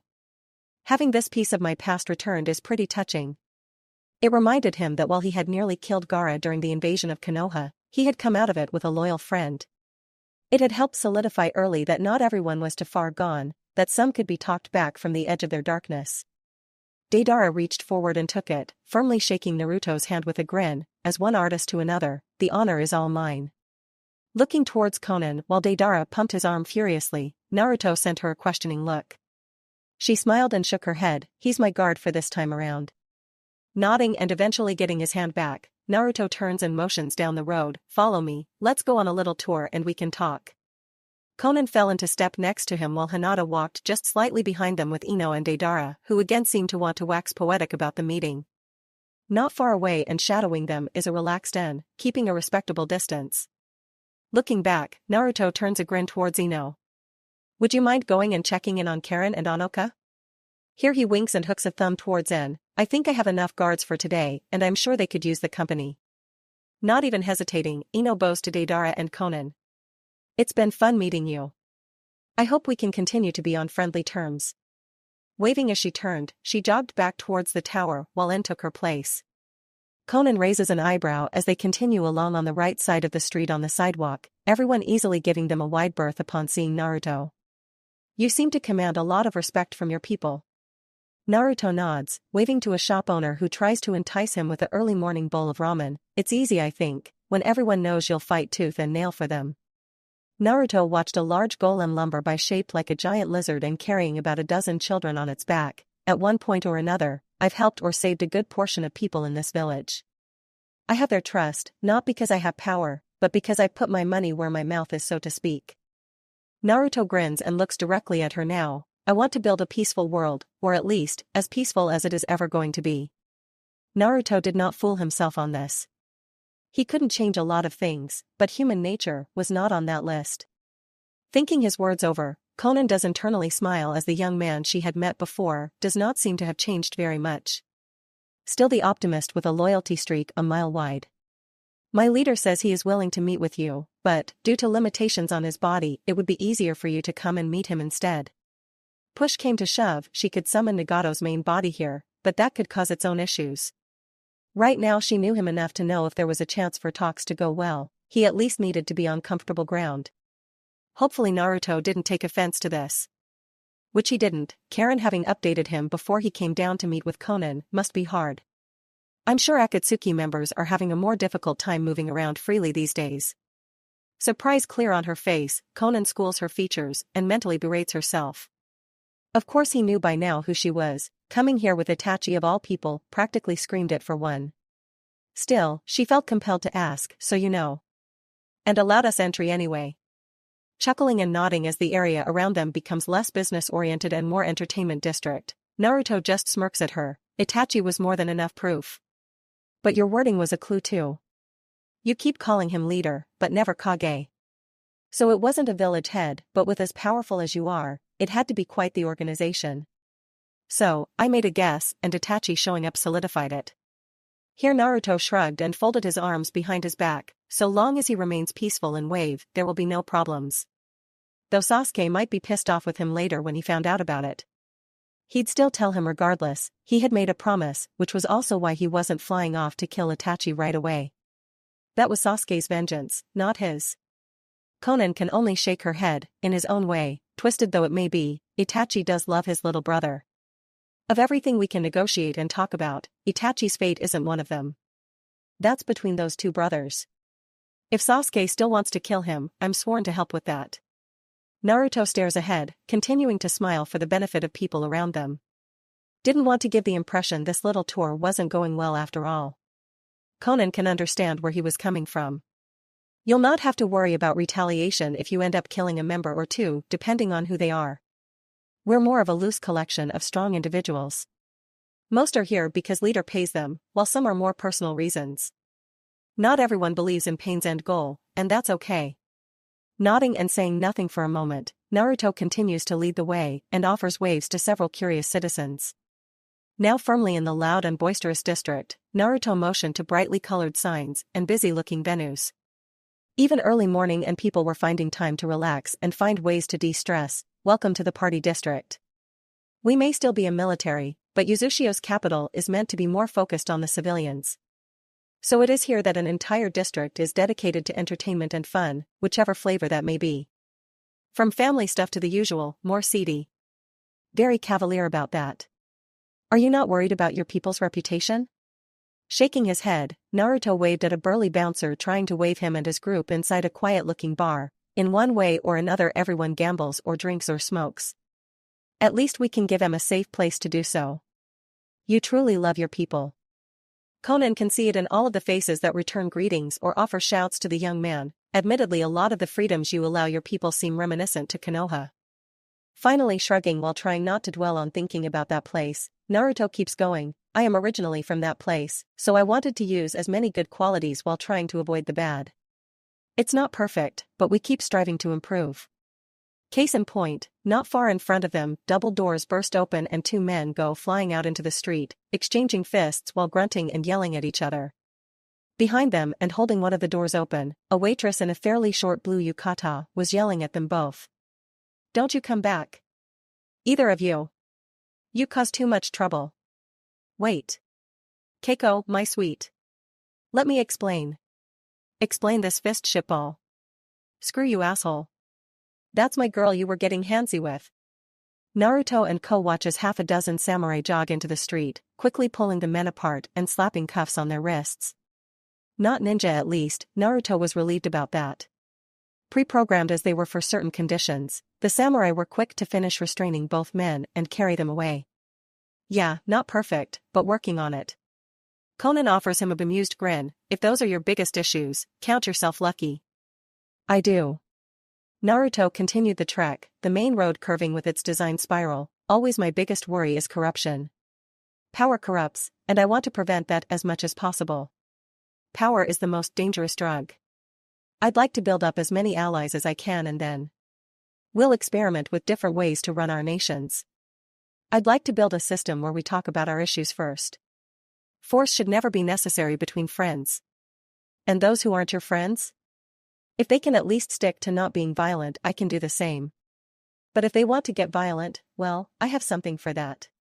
Konan nods. I think Pain would like to talk with you. I can't promise that he'll join your growing alliance, but well. She pauses as she considers her longest and oldest friend. Maybe I'm hoping for a bit of a miracle. Naruto nods, pulling free a temporary Hiraishin tag and handing it to her. When you return, add some chakra to that and I'll appear or one of my clones will. We can figure things out from there. I'm usually good for one miracle. Watching Konan accept the tag with a slight bow, Naruto continued, just a heads up, attempting to copy that doesn't end well. It's a one and done sort of thing. Konan sighs internally, as she had been thinking about copying the seal with her unique paper-based abilities. She didn't want to think about what nasty traps an Uzumaki seal might have on it, however. I'll make sure leader is the only one to have this seal. Oh, also, it can only be used outside, keep that in mind. Behind them, Deidara tries to bring Hinata into conversation. Truly Lord Naruto is a visionary and a true artist. It's no surprise that has carried over into truly inspirational leadership qualities as well. Hinata smirks, he is truly a one-of-a-kind man. No one could hope to replace him in our hearts here in Uzushio. We would march on the gates of hell if he so asked. Both watch each other quietly for a few moments, gauging each other while Anne watched on before Deidara bows to her. Only a truly remarkable woman can see a visionary for who he is. I can only assume that you are an artist as well. Shaking her head but smiling, Hinata returns the bow. You are an interesting individual. You must have incredible skill to be able to see Naruto's greatness from only seeing his explosions. Though I must admit, I do not boast the same proficiency that he does. Deidara nods. Fret not. Maybe I can help inspire you and help with your art as Lord Naruto has done for me. I hope that one day I have the chance to spar and exchange ideas with him if time ever allows. This young woman had a good eye and deserved respect for it. Looking back, Naruto can't help but grin. We can make that happen today, as I have plenty of free time. He only grins wider as Anne and Hinata both sigh heavily. He adjusts their course regardless, and they begin making their way to his training ground, because every day needed an explosion or two. With the main conversation out of the way, there was nothing else holding them back after all. Scene change. Far away, nestled deep within its forest, Konoha continued on with its own daily routine. Safely behind her desk, or as safe as she could be in a world where Naruto knew the Hiraishin, Tsunade handed over mission details to Team 7 while Jiraiya stood off to the side. Tsunade rests her hands on her desk while watching the group as calmly as she could. In light of more political shakeup between Uzushio and Konoha, we're trying to keep away from their area of influence for a short while. We're already on thin ice with the Spring Daimyo, what with Sai trying to bomb their newest and largest capital city. Tsunade sighs and relaxes back in her chair. You'll be going very far south, to the island of the Crescent Moon Kingdom on a protection and escort mission. I'll just say that this mission is extremely important for our reputation right now. Iwa and Kumo both have been sniffing around as well, and we have to continue to show that we can and will continue to be as strong as ever. Not that they could do much anymore. While Iwa had lost their Jinchuriki a long time ago, Kumo still boasted two of theirs. Konoha was obviously out of their own, even if they were still allies. But Kumo didn't know that, and with recent pokes at their borders, Kumo seemed willing to test them. Kakashi folds the mission scroll away and puts it in a pocket in his Jonin vest. Rest assured, Lady Hokage, we will complete this mission no problem and return quickly. I'm sure Sasuke and Sakura would love to join in on the upcoming Chunin exams and would be more than happy to put on a good showing for Konoha. Sasuke can't help but grin. That could be fun, beating around some wannabes. Sakura shook her head. I don't want to sound cocky, but by this point it'd almost be too easy. Kakashi shook his head and motioned for them to leave. I feel like you both are compensating for Naruto not being here. That's not concerning. Sakura shrugged. We've got to keep you on your toes, sensei. Better than meddling in my love life. Oh, we can still do that, we have plenty of time. Sakura was still on a mission to convince Shizune and Tsunade to migrate to Uzushio instead. It was slow going, but she could tell she was breaking Tsunade down slowly but surely. Kakashi turned to Sasuke as they made their way through the door. Can't you stop her? You want to take one of her punches head on? No? Okay then. Leaving Tsunade and Jiraiya alone as the door clicked shut behind them, Jiraiya couldn't help but chuckle as Tsunade sighed heavily. Just what will we be unleashing on the world if we let them take the Chunin exams? Grunting as he sat in one of the chairs facing her desk, Jiraiya waved her concerns away. You want a show of force? Those two will get it done. Out of all of the rookies, they're leaps and bounds ahead of everyone else in terms of skill and strength. Tsunade can't help but relax back further, leaning in her chair and watching the ceiling. Every generation improves and climbs higher than the last. To think they would be so strong so quickly. By the time they're Kakashi's age, they'll easily be as strong as us. Jiraiya shook his head, most likely stronger. You know how motivated they are to catch up with Naruto. The old man pauses at the calm look on his teammate's face and grins. You've been in a good mood lately. Things must have been going well for you. Yeah. Tsunade, nodding absent-mindedly. Danzo hasn't been around much to make my life hell. Apparently he's taken a bit of a sabbatical to attend to issues at home. Didn't even know the old bastard had any family left to worry about. He had only stopped in to check in with the council once, and after that had been rather shut in. Only a few sightings of the man here and there in the village. At least people knew he was alive. Huh, weird. As far as Jiraiya knew, he didn't. But he wasn't going to say anything about it. Focusing back on the moment, Tsunade sits up and locks her gaze on Jiraiya. So, I've got a job for you. Oh ho, finally giving in to this pervert's charms, maybe? I'll warn ya, I'll have you up for days if you let me. Waving him off with a blush, Tsunade pulls free another mission scroll. Shut it, you old goat. It's a mission. Seeing the pervert clam up and wait, the Kage can't help but smirk. You need to get in touch with Naruto, quickly. Head to Yuzu and let him know that something has changed recently with Anko's curse seal and it has begun to act oddly. I've had to pull her off missions in the meantime. And because outside of Orochimaru, the only people on the planet who have enough knowledge on these curse seals are you and Naruto, you can understand why I'm asking him. Jiraiya understood very well. He could suppress the seals, but Naruto could full remove them. Cheating punk. I'll convince the kid to come then. Well, either that or we can take Anko there. Gotta make it easy for the kid since we're asking him for something. Thinking on that, Tsunade knows that Jiraiya is speaking the truth. While on a personal level, they were all still friends and allies, tensions between Konoha and Uzushio were still high. Sending Anko to Uzushio wouldn't be a horrible idea. She was already off missions, and she didn't have a team to train. Sure. Go ahead and take her to Yuzu with you then. She might appreciate the break. Hell, take Irika with you, make it a diplomatic goodwill mission. That particular thought led her to rifling through her desk for a few moments before coming up with another slightly larger scroll and handing it over to Jiraiya. That is another payment that we owe to Uzushio.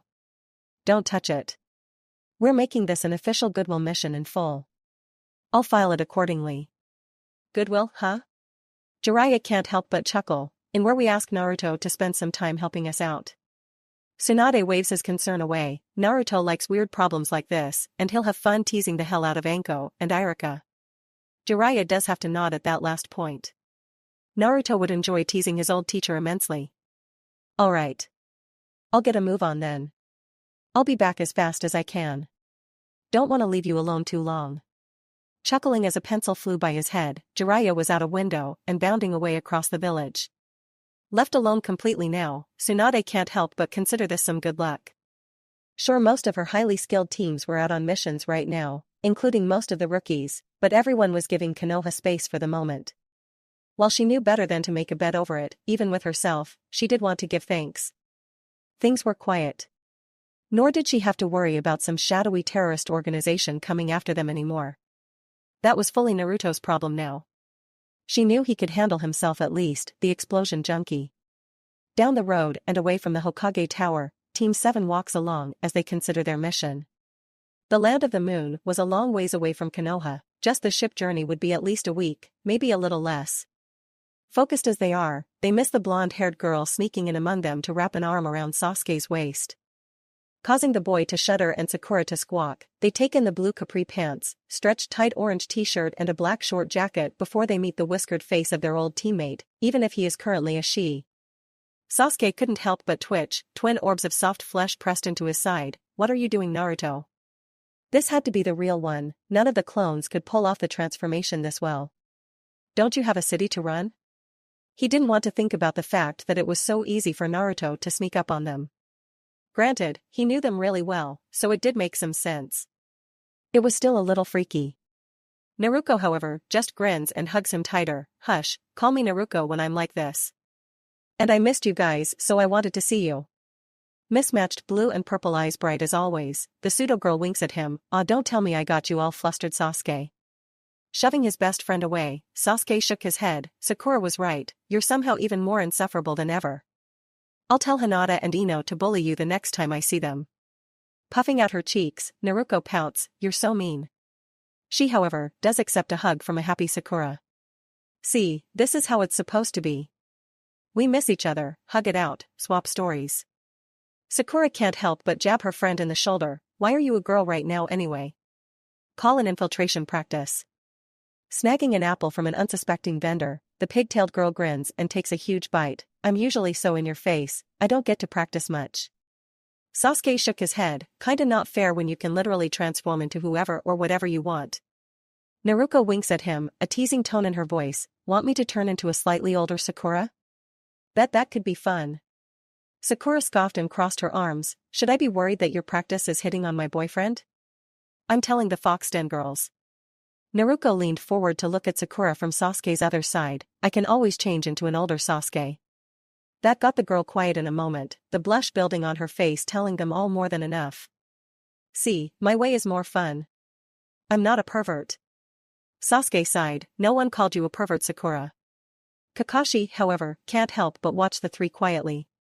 While it was nice for Naruto to be here as if no time had passed and for the moment Kakashi could pretend like his team had never been broken up. Something was very wrong about this. Something at the corner of his mind was tingling. He just couldn't remember what. Naru, KO. Why are you here really? Shrugging, Naruko couldn't help the shark-like grin that stretched across her face as she finished off her stolen apple. Oh, just someone needed an attitude adjustment was all. Then I had some free time and wanted to come see you three. Her eyes turned back to Sasuke, you should actually come help me, you know. I think it'll be really good for ya. Handing him a scroll from an inner pocket on her jacket, she points at it calmly, don't open that until you're outside and on your way with your mission. It's important that you remember that, okay? Sasuke nods, putting the scroll away, sure thing. You'll have to tell me all about it when I get back. Getting between Sakura and Sasuke, Naruko can't help but widen her grin some more, oh don't you worry, I'll fill you both as much as you like when you get back. Here she wiggles her eyes at both of them, why, I'll come crash at your place, we can stay up all night, get to know each other all over again. What do you say? Once more thrown a little off, Sakura sputters while Sasuke just sighs and can't help but feel like Naruto has gone even further off the deep end. I think the explosions have finally rattled your brain a bit too much. Kakashi, however, is frowning behind his mask, something finally starting to bug him a bit too much. Naruko, what is going on? Letting go of the pair, fingers trailing along their necks and making them both shiver, Naruko gets ready to blend back into the crowd, nothing to be worried about. I mean well enough. You know, maybe you should consider taking some time off in Yuzu soon. I hear it's amazing this time of year. Sakura catches the tone in Kakashi's voice, which prompts her to realize with a start that all of this was a bit too outlandish even for Naruto. Hey, Naruko. Question for ya. What's up, Sakura? I gotta get back to what I was doing soon. What's your favorite ramen type? What kind of question is that? Naruko does look genuinely confused, before grinning, Naruto loves all the ramen. From there she fades away between vendor stalls, and then she's gone. Leaving the rest of Team 7 standing there in the middle of the road. Forced to continue walking, their mood is instantly different. Sasuke is the first to speak up, I thought it was a little weird for Naruto to be so touchy-feely. But who could that have really been? Why had they decided to talk in the third person when answering them? It wasn't right.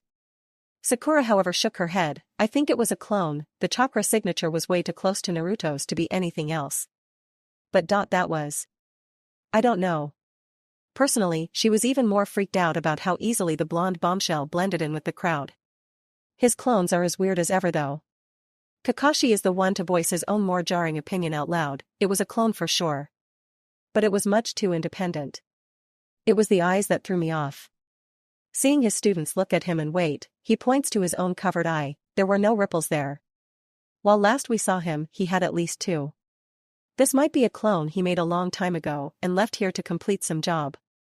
That logic was sound and made sense to Sakura, good thing we didn't dispel it on accident then. Sasuke frowned at that, didn't you slug it in the shoulder? Stumbling as yes indeed she did, that was more interesting now, yeah. And since when do clones eat? Kakashi was frowning some more, they don't. The only way they would get answers would be to ask Naruto himself or track down the clone, but they didn't have time for that. For now we work under the assumption that Naruto made a more robust clone and left it to do something for him. We checked the scroll once we're a day away from Konoha, sound good? Sasuke nods, yeah. No. Something else was bothering him now. More a feeling than anything else that he could put into words. Which also meant he'd agonize over it for days until he figured it out. Already putting the interaction out of her mind and worrying on the more direct issue, Sakura pointed at the pocket holding the scroll at Sasuke's waist, knowing Naruto. What are the chances it's something crazy that might blow up, hence why he wants us to open it away from the village? Shaking his head immediately, Sasuke smirks, it's Naruto. Nutter he may be, but he wouldn't hurt us. Sakura can't help but agree with him on that, you're right. Naruto wouldn't hurt us. Kakashi, however, now has a different worry. Because yes, Naruto wouldn't hurt them. But he was still on the fence about that being Naruto at all. Because under the feel of Naruto's normal chakra and demeanor was something else. He couldn't describe how it felt, but it wasn't fully Naruto, nor was it the Kyuubi.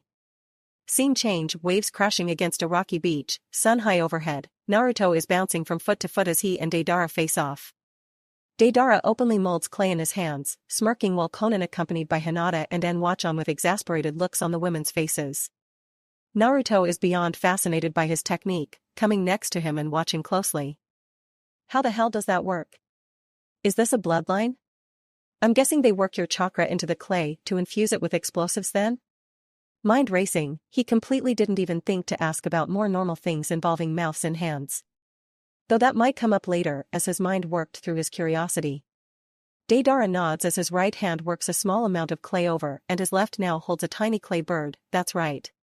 I have explosion release, so with these I can inject my chakra into the clay in order to mold it into explosives or other things I need. From his right now sits a small clay spider. With a jerk of his arms, the clay bird flies off into the air to explode while the spider scuttles along the ground before it too explodes and adds a crater to the training area. One of my favorite things is this though. Dumping both hands into pouches at his waist, it takes a minute but with some work and more than a few gross sounds from his hands, clay is expelled and molded into a giant clay bird that Deidara sends off into the air to fly in a circle above them. I have a few other forms that I found useful and deadly, but that's a little much for today. These are just the basics behind my techniques. Naruto nods quickly, watching the bird flying overhead while thinking on it. So there were more materials out there that could accept chakra being injected into them, and some used them like this, huh? Naruto shouldn't be surprised really. But it was cool all the same. He wanted to push to see just how big Deidara could do, but that might be a bad idea. Watching Deidara eventually jump and begin to ride on the wind with his clay bird, Naruto gives him a thumbs up. That's pretty cool. Deidara can't help but preen a little bit. What about you? I know you use seals, but I've always been curious about how it works.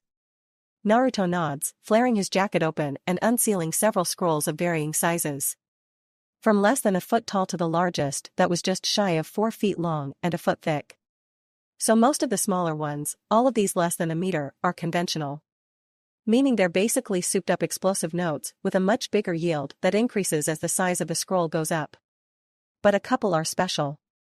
Here he held up a smaller one that was colored mostly in yellow. This one kills off all life within a certain radius, good for when you can't find your target's specific location or if you want to kill a lot of things but save the structures. Here he sealed that one away before picking up one that had a green color to it with light blue bands at the ends. This one sucks all of the air out of a specified diameter, good for putting someone down non-lethally. Sealing that one away again, he picks up one that has a light purple to it as Deidara drops down next to him. This one traps everyone within a certain range within a barrier before blowing them to bits while saving everything outside the barrier. Sealing that one away as well, Deidara points to the largest that's colored in mostly black and gray. And this one? Yeah, actually, let me just seal that one away, we don't want to play with that one. Doing as he said, Naruto seals away his latest work before grinning. That one combines a lot of everything that I've learned up until now. Short version, everything within a 10-mile radius gets captured within a barrier that draws energy from everything within it, be it people or nature.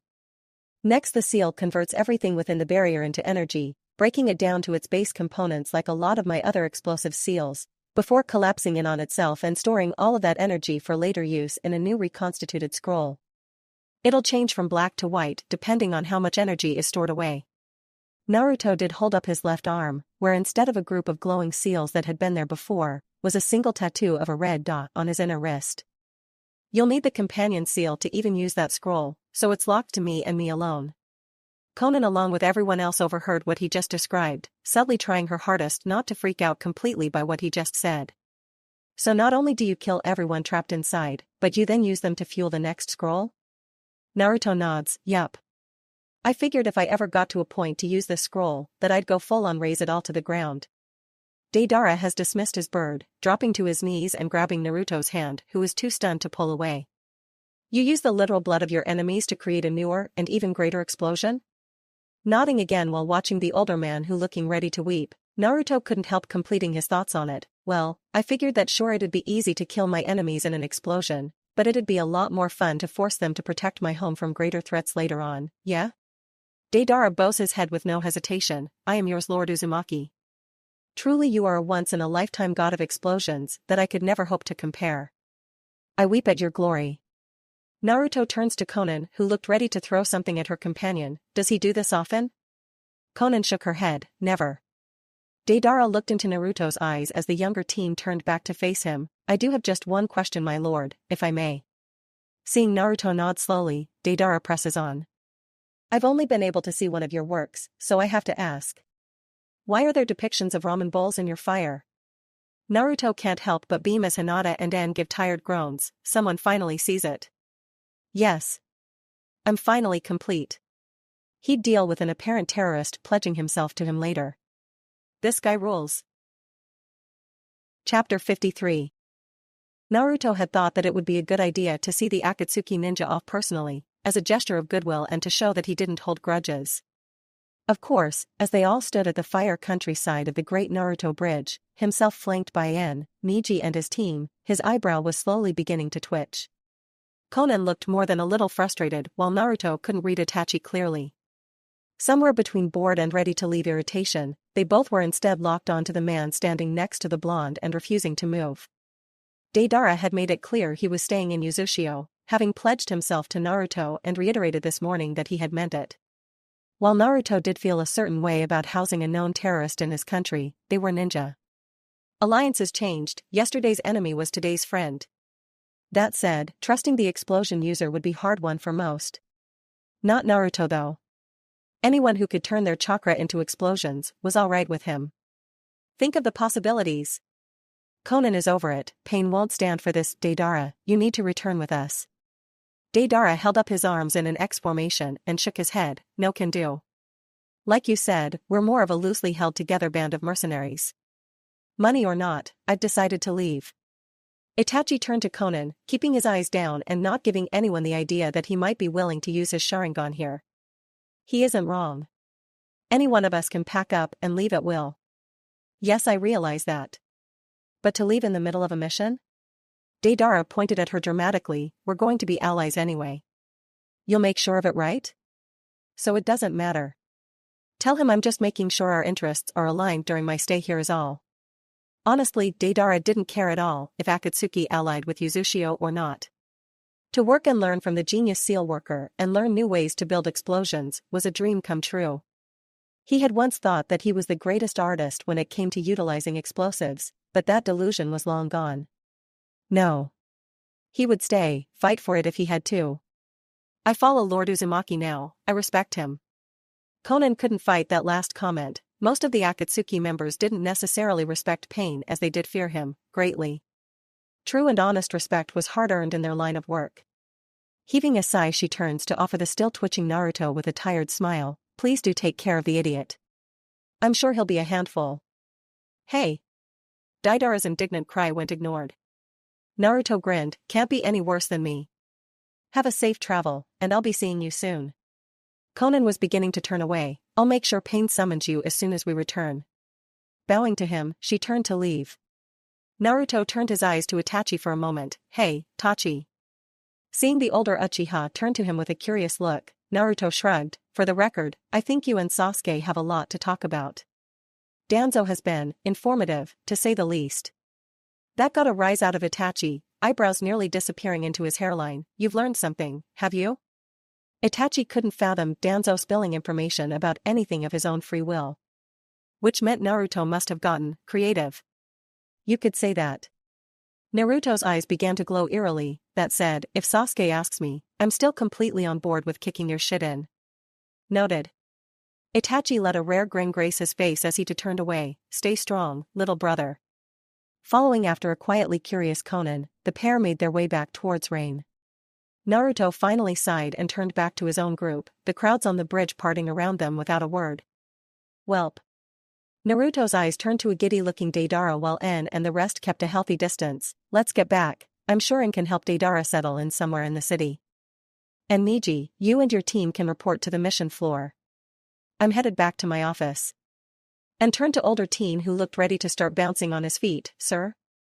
Naruto grinned. I've got an idea of what to do with him, so for now set him up somewhere decent. Naruto turned his eyes to Deidara. You've got a few days off to acclimate yourself to Uzushio and our people. No explosions within city limits, at least, nothing destructive. I'll have missions for you in a few days, but I'll give you a call. You'll be watched, call it a probation. Deidara nodded quickly, undeterred. Nothing is a hindrance in my quest to learn from you, Lord Uzumaki. Naruto nodded and turned to the others, then let's get to it, later. With a flash, he was gone, leaving the group on the bridge to turn back towards Wave on their own. Neji could only sigh and wave Jin and Kana to follow him, while En tried to get the still giddy Deidara to follow him. Kana had other ideas, turning to Deidara and asking a question that had been on her mind ever since she had seen the guy. So, real quick, can I ask you something? Deidara turned to her, silly grin still on his face, of course. Anything at all. If he could score points with some of the underlings, maybe that could build favor with Naruto. Kana looked purposefully down at his hands, so you do those ever get in the way of, don't you know? She made a circle with one hand while repeatedly inserting a finger with the other. 'Cause a woman is curious. Faulting and nearly falling over, Deidara felt defeat crawl up his spine. Why is my sex life so important to everyone? Kana cackled as Neji turned bored eyes to her. Can't you be professional, like once? Kana waved it away with a smile. Don't worry, Neji, I still only have eyes for you. I'm just curious. Hands like those, gotta be a girl's dream right there. They're for my art. If this kept up, he might just have to cut them off. Far away and settling back in his chair, Naruto was mentally preparing for how he was going to tie up as many loose ends as he could. He was resolving to go and train with the Toads not long after meeting with the Akatsuki leader, which meant he had a few weeks at best. As far as he knew, that meant he had to either put together a game plan for taking care of Kumo, or at least start the investigation. Kiri should be opening communications with them soon, which meant as well, if Mei was being honest, that they would be seeing the addition of 2 new clans. The Yuki clan was a somewhat known variable, and he would want to meet with them personally. The Zosensho was another matter. From the sounds of things, there weren't ninja per se, but shipbuilders. Would they want to settle here or in Wave? Did Yuzu have a need for warships? More things to worry and think about. Well, that's why he had friends and allies. No need to think about everything alone. That way led to madness and also meant less time for explosions. Settling in and getting started on a fresh stack of paperwork, making a group of 3 clones to help out as well, he looks up idly as Hinata is making her way inside his office. Another stack of papers in her arms, she offers him a smile all the same. Good morning, Naruto-kun. Dumping the papers on his desk, she comes around to lightly kiss him on the cheek. Our guests have left then? Naruto grinned as the clones took the new pile all to themselves. Sorta. Deidara has pledged his loyalty to me and decided to stay. And is setting him up with an apartment. Oh good, he has good tastes. Hinata wouldn't speculate on whether he was a good or bad person. All ninja had their pasts. As long as he was willing to adhere to how they did things, they wouldn't turn him away. Plus he recognized Naruto's greatness, a major point in his favor. Anything else? Not yet, just ready to finish up some things so I can get the Toad training underway. I want to be done well before Kotoheim and Koyuki give birth. There was nothing in this world that was going to make him miss his children being born. He'd have to be dead. Nodding and looking around, Hinata gains a little smirk and leans down a bit, fingers tracing along her orange bikini top and pulling her jacket open a bit. Need some under-desk support to make the day go by faster? Naruto finally took in her look, raising an eyebrow at the black jacket over chainmail and orange bikini. Is that my old jacket? You mean my jacket? Somehow he just knew one way or another, he would lose something important if he kept up that argument. How's the schedule look? Having fun sounds great, but it's pretty early in the day. He did rake appreciative eyes over Hinata's curvy form, enjoying watching her shiver and the naked want in his eyes.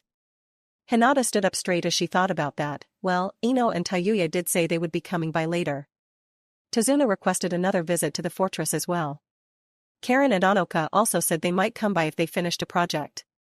Oh, and we got a call that Koyuki and Kotoheim are on their way back for this afternoon. Saying it all out loud, Hinata realized that they had a busy day ahead of them. Guess this is no time for fun. Naruto reached up and took one of her hands into his softly, running a thumb over her knuckles. Stay by my side today so we can spend some time together. Sound good? Hinata blushed but nodded. Sounds wonderful. Giggling a bit, the happy girl skipped her way back to the secretary desk, a bright smile on her face while Naruto got back to work. Score 1 for me. Score 1 for you? You just gave up a blowjob. There's more to love than sex. Bah. You can have both, specifically you. You can always have both. Kurama grumbled as Naruto went back to ignoring him and doing his paperwork. Yeah, having fun in the office sounded great, but there was a lot to get done. Now, later on tonight? That was a different thing altogether. Time passes while Naruto and his clones joke back and forth while doing paperwork and bouncing new ideas back and forth between each other. 2 new clones were currently etching seals into the blade of the Kubikuribocho, under the watchful eye of another clone that had an open scroll in its hands. It is to this scene that Ino and Tayuya burst through the door, both cheery and in good moods. Hey Whiskers. We've got an update for ya. Ino spun her way to land in one of the provided chairs in front of his desk while Tayuya walked more sedately to the other. Naruto gave them his undivided attention, flipping his latest paper to his outbox and nodding that he was almost done for the day. What's up? So far the refugees from the sound base are acclimating easily to Wave and Yuzu, though it has been some slow going. Culture shock and all. Ino was sure most would fully integrate no problems. Others might take a little more time though. They had to have been through a lot, being stuck with Orochimaru's usual craziness. Naruto didn't stop the smile that spread on his own face. Sounds great. I'm sure Tsunami is ready to have a break though. Tayuya nodded, yeah. She's putting together an escort for the group that has asked to be returned to Wind. There aren't a lot, but since they're our ally, we want to make sure their people return safely. Sounds good. I'll send word to Gaara as well to expect them. Surely the young Kazekage would send a few ninja to watch over the Wind citizens. Anything else to report? Ino leered at him and stood to lean against the heavy desk. Since we did such a good job, I was thinking we could head upstairs and be rewarded with a hot and hard food dash. Hey everyone. We got stuff for us. Bursting in the doorway without warning, Karen and Anoka walk in, each with large and heavy-looking boxes in their arms. We're not interrupting, are we? Tayuya chuckled at the frustrated look on Ino's face. Oh, nothing that won't get fixed later. What's that there? Tayuya watched as Karen and Anoka both dropped their boxes next to Naruto's desk. Just some stuff that we've finally gotten around to finishing up with the Spring engineers and some of the Uzushio engineers. Anoka was rooting through her box, while Karen was making room on Naruto's desk, shoving his outbox aside but not off. Anoka came up with a bulky powder blue landline phone. Phone lines are up. Dropping it on his desk while Karen set about running a wire to a port hidden in the floor under said desk, Naruto had to back up a bit to let her work. So we can finally call the other nations without my having to flash back and forth now? Not that he would stop that. It was too much fun to pop in and scare Granny Tsunade from time to time. Anoka nodded. As a new nation, it took a while for the civilians to hook up the related communication lines and other assorted networks. We're patched in now, since you've given the green light for us to go official. Hands on her hips, Anoka eyed his new phone. We're setting up a switchboard on the ninja level. All calls to you will be routed first through your secretary. Naruto nodded and tried to ignore that Karen was starting to get handy. Great to hear. Anything else?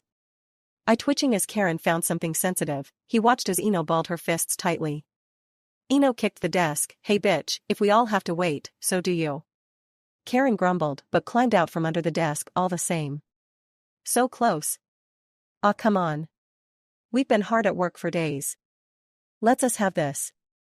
Seeing Ino and Tayuya shaking their heads, Karen pouted, no fun. Even still, she picked up the phone and made sure it had a dial tone before nodding resolutely. Phone works. Anoka shook her head as her partner walked back to the other box. We're still playing catch-up on certain technologies because we decided to go it alone. But we'll have no problems catching up and surpassing everyone else now. Especially with help from Wave and Spring. Information was power after all. And being able to communicate quickly back and forth between Spring and Whirlpool would be godsend. Now that phone services are up and we have a radio tower going up at the Ninja Fortress, that means wide-scale broadcasting is soon.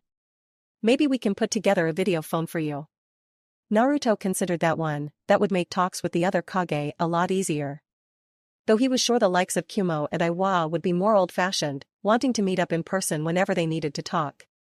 Naruto could go either way, but he still understood talking in person was always the better option.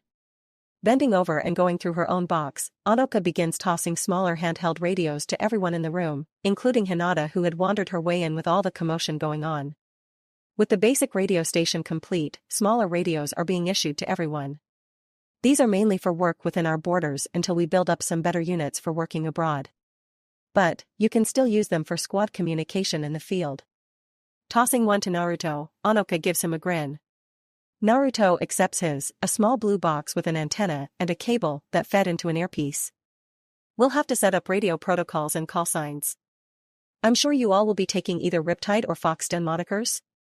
Seeing all of the girls nod, Naruto sighs, I'll leave you to it then. Karen had left to attach a phone to the secretary desk, but was now making her way back into the office. It sucks, I wanted to see more of the Fujikays before it left, but apparently they're on their way back already. Karen had heard their plan at least. After some further testing and refitting, they would begin regular transport missions within the month. A small fleet, 10 in all, were already scheduled for construction. Onoka bumped shoulders with the younger girl. Oh, relax, I'm sure you'll get your fill soon enough when they return. But that'll be a completely different airship by then. It'll be a production model, not a test type. Ino sighed and sat on Naruto's desk, skirt riding up and giving her man a wonderful view of her thighs, all according to her plan. So radios are up, broadcasting tower is next, guess this means we're finally going to have TVs again? Tayuya rose her hands into the air to stretch and sigh, sounds great. Moaning as something in her back popped audibly, she relaxed her stance, I'm sure the kids will love it. Ino wiggled her eyebrows at the brawler, I bet you get along with the kids so well, because you're just a big kid yourself. Say that again, I'll take you out. Wanna get all hot and sweaty in Naruto's office, huh? Don't twist my words, damn it. Tayuya did in fact want to get all hot and sweaty in Naruto's office, but that was a different matter entirely. Tuning the girls' banter out, Naruto turned his chair to gaze out over the city. Face calm, he takes a moment to appreciate everything that it had taken to reach this point. From here on the city was just about completely self-sufficient. Progress might be a little slower, but he wouldn't need to create untold amounts of clones for construction anymore. Turning back to the others before a wrestling match started up and clothes started flying, he cleared his throat to gain their attention. So, I'm not sure if everyone's up to date, but I'll be meeting with the Akatsuki leader soon. Seeing everyone sober up and nod at that, he continued on, after that, I'll be leaving for a bit to go train with the toads. Hinata is the first to speak up, seeing everyone's moods drop with the news, you'll train quickly, but thoroughly yes. Naruto nods, flexing an arm and grinning, I'll be back before you know it. Ino shook her head, it's gonna feel like an eternity without you here. Even if it was only for a few days. The idea of being separated for a month or more was agonizing. But at least she had all of her friends. They could all lean on each other for support. Tayuya mirrored her thoughts rather well, you better come back quick, we gotta stomp out Kumo, one way or another. Firmly agreeing with her, Naruto scans all of their faces and puts on a grin, I've gotta get this done now, before things get too busy and I lose the chance to do this. Naruto's eyes land firmly on Tayuya. That does lead into my next issue. Someone is going to have to be the face of Uzushio while I'm away. Seeing where his eyes were going, the rest of the girls all turned to look at Tayuya as well. Tayuya noticed this, looking around frantically before pointing a finger at herself, what? Me? Are you insane? All of the girls were smiling at her genuinely, and her heart begins to race, no. No way. I'm not cut out for this shit. Fuck that. Make Hinata do it. She was the clan heiress after all. Surely she had more training for this. Hinata is the first to shake her head, while I could lead, I'm not Uzumaki by blood. Sure our people would not oppose me, but it speaks more deeply that it is you. Ino nodded, plus, a lot of the civilians know you. You're great with the kids and always take missions in the city to help out. Tayuya started to shake her head, seeing the conclusion of this coming already, no I'm only good at fighting and breaking things, so I try to help out if I can is all. That's all. Karen giggled, all of the ninja respect you as well, more than a few of us have caught you training on your own at the South Shore you know. Naruto nodded, I've watched him too, you're really strong Tayuya, I hope you understand that. Wanting to pull her hair and scream, she focused on the man she loved, I'm just making sure I don't fall behind. Seeing nothing but love and support from him, her shoulders begin to slump. Well shit. Chuckling as Ino walked forward to pat her on the shoulder, Naruto nodded, you're known as stern when needed, helpful always, and powerful. You're a good second in command as far as everyone is concerned. You'll do great. Seeing her finally nod and get hugs from the rest of the girls, Naruto grins, "Don't worry so much. It's only till I get back. And think of all the people you get to order around." Tayuya did think about that. She could order Gosu and Isaribi on more joint missions, maybe get them to stop pussyfooting around their relationship. Oh, and she could commission that statue of Naruto he kept denying at the ninja fortress. There were a lot of possibilities suddenly. Well, fuck. Fine. Dramatically she took a stance, raising her nose and pointing at Naruto. "You better hurry back though. 'Cause if you take too long, I'm going to ban ramen in the city." Sweating, Naruto shakes his head. "You wouldn't. Wanna test that?" "I better not. I know better." Everyone laughing at that, Naruto relaxes back while the girls cheer Tayuya on while his clones worked quietly off to the side. Guess he really did have more incentive to come back quickly. Toads better be prepared to work hard. Scene change: only a day away from meeting their client, Team 7 camps out though their collective mood has dimmed. Sasuke had finally sat down and read the letter given to him by the Naruto clone, and to say that it was taking a lot not to fly back to Konoha and hunt down Danzo was an understatement. To think his family was killed because Danzo and Hiruzen were convinced the Uchiha were going to start a civil war, and Danzo convinced Itachi to kill everyone? Harvested Sharingan eyes from the dead? Sasuke could understand why Naruto thought it best to leave the village now. Sakura was doing her best to keep some of his darker emotions at bay. "When we get back, I'll help hold the old bastard down." Not the healthiest outlet, but she was trying. After everything with first the Uzumaki clan and now the Uchiha, Sakura as well was done and over with Danzo and the Ninja Council. They were unsure if the rest knew about this particular Black Ops mission, but Kakashi cautioned that they most likely didn't know. Sasuke just sighed and leaned back on his hands, looking up into the starlit sky as evening fell upon them. Damn it. This is so frustrating. Danzo stoked the flames of bitterness in my clan, used Itachi to kill them all, then harvested their eyes for his own gain. Wanting to tear his hair out, he appreciated Sakura laying a calming hand on top of one of his own. Dying just once isn't enough for that old bastard. I'm gonna have Naruto keep reviving him until I'm satisfied with killing him. Another scoff as his rant cooled off, Sasuke turned his eyes to the fire they had made. For Konoha's sake, the council better not have known about this. If they stood by and did nothing about it, that would mean both the Uchiha and the Uzumaki were sacrificed for the village. And for what? TSK. Should have taken Naruto's offer and moved to Uzushio. Kakashi nods and surprises both of his students. For you being so young and so much having happened, Konoha doesn't make much sense anymore. Why stay? They took your family, tried to enslave your best friend. Whether it was the council's decision or not doesn't change the fact that it happened in our village. Kakashi understood how difficult it could be to reconcile feelings of being betrayed by one's home. Thoughts of his father and of Rin raged through his mind. So many deaths and betrayals. Sakura leaned into Sasuke, enjoying the arm that automatically came around her midsection. I'm ready to go with you whenever you are. I'd like to bring my parents along, but I'll understand if they would rather stay. Tsunade might not be so understanding, but I think this might push her to leave as well, which is only good for us in the end. Plus that would include Shizune, which would then motivate Kakashi-sensei. It was wins all around for them finally. Sasuke nodded slowly, thinking about things he would need to accomplish first. I need to get back to the compound first. There are scrolls and information I need to dive deeper into. Maybe we can get Naruto to help me with that. That weird eye of his might help out. Some of the Uchiha texts could only be read with a more mature Sharingan. But one never knew, Naruto's eye had its own special properties that might help. Kakashi can't help but sigh, watching his two remaining students planning on defecting. Allied nation or not. I'm going to lose my last students then. Guess my luck really isn't all that great after all. Sakura waves his concerns away. I'll let Shizune know too. Hearing this, she'll leave with us in a heartbeat. And think. Team 7 will be all together again.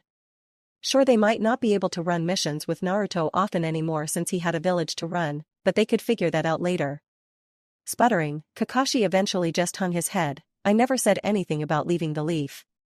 Both of his students give him level looks before turning back towards each other and continuing their planning session. I've been a leaf ninja all my life. I can't just uproot now. I'll be added to the nuke list no matter what. Sasuke tries not to be condescending, but fails a tad. We understand sensei, really. but Konoha and Uzushio are allies. Maybe, in the interest of not starting a conflict, we could call it an exchange program instead. Kakashi frowns and braces his hands on his lap, and just who could Uzushio send to Konoha in order to exchange for us? They were pretty much the strongest team currently on roster. That was close, but no one trained like these two. Giggling together, it was Sakura who shook her head and answered him, "No sensei, you misunderstand. Team 7 is going to Yuzu, in exchange for Yuzu not flattening Konoha."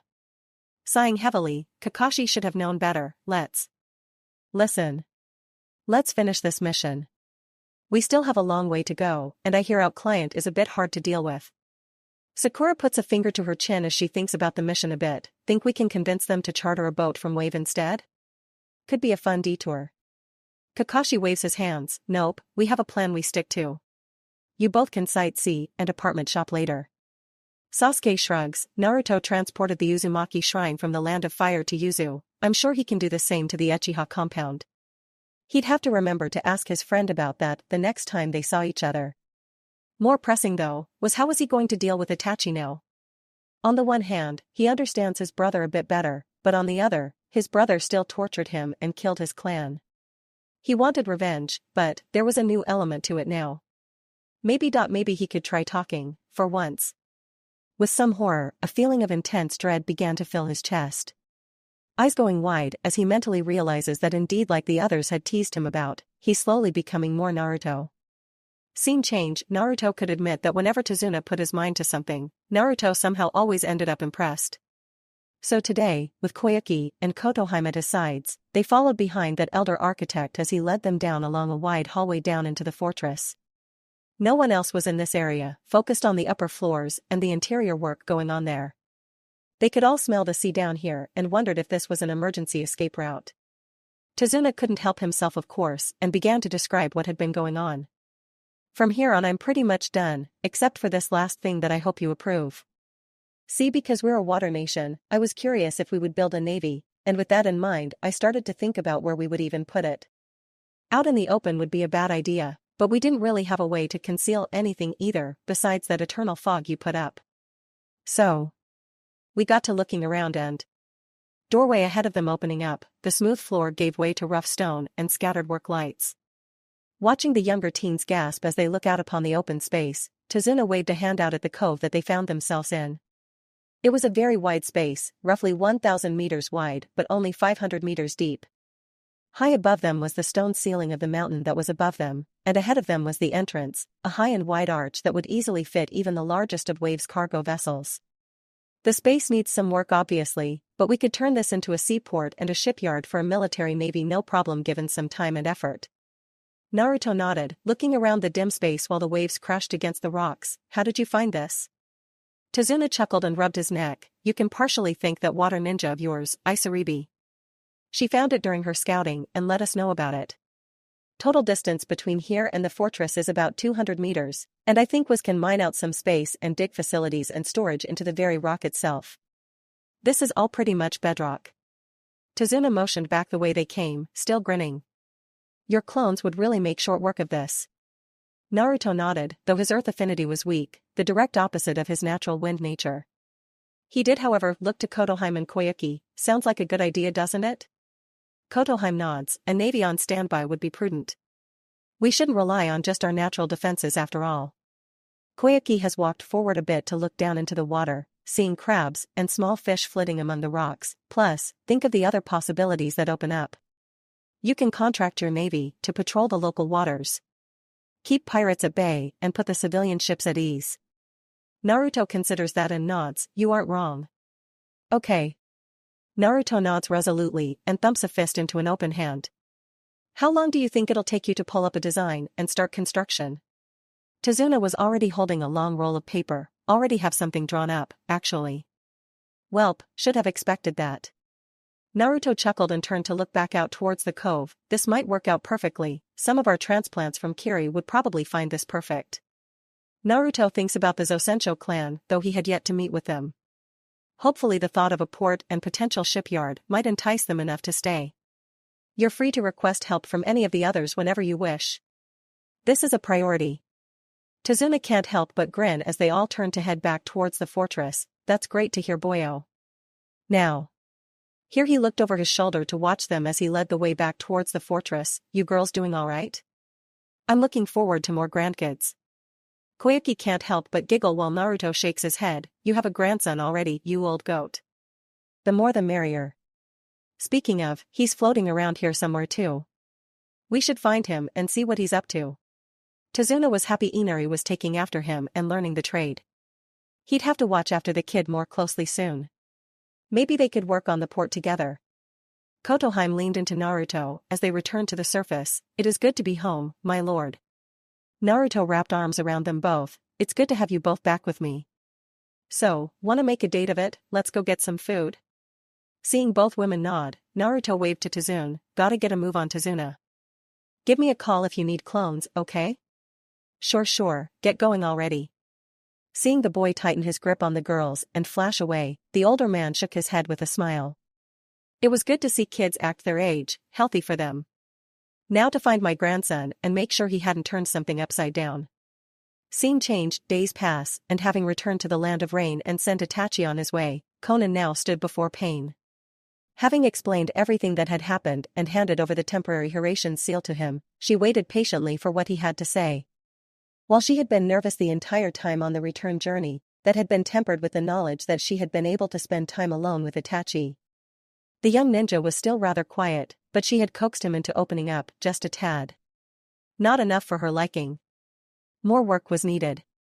Nagato stared down at the tag in his hand, mind churning with ideas. So Deidara defected to Uzushio then? No matter. Apparently the Biju might not be needed at all. The Uzumaki had someone more useful already. I will meet with Naruto, go ahead and rest for now. He flatly ignored the glazed look that entered her eye as she bowed and left. Whichever poor soul finally gained her attention got a quiet prayer from him and not much else. Looking up, it took little effort to slip through the window and make his way to the rooftop, easily scaling the walls with chakra at his feet. Taking a moment to look out over the landscape, the long thin skyscrapers of rain looking like reeds, Nagato wondered briefly if it was possible for things to be different. He was beginning to doubt himself, going back and forth with what he wanted.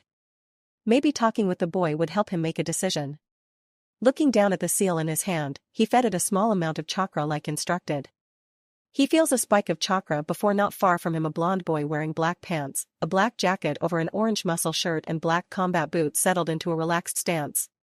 Full Rinnegan meeting half, they both eyed each other quietly for a minute, considering what their move would be. Naruto however, didn't have that normal patience, holding up a hand with a grin, yo. I'm guessing you're Pain. I'm Naruto. Naruto remained as calm as he could, though mentally he reminded himself that this was a man that put fear into the likes of Deidara and Itachi. Even a twitch in the wrong direction could send things in the wrong direction here. So, time to feel this guy's mental state out. Nagato bowed his head lightly, though his expression never changed. I am Pain. It is good that you've come as you agreed, young Uzumaki. Returning his gaze to his village for a moment, Naruto looks out into the distance as well, coming to the edge of the roof and whistling with some appreciation. It'd be cool to have some skyscrapers this tall in Uzushio. Maybe one day, huh? The future is as uncertain as the wind.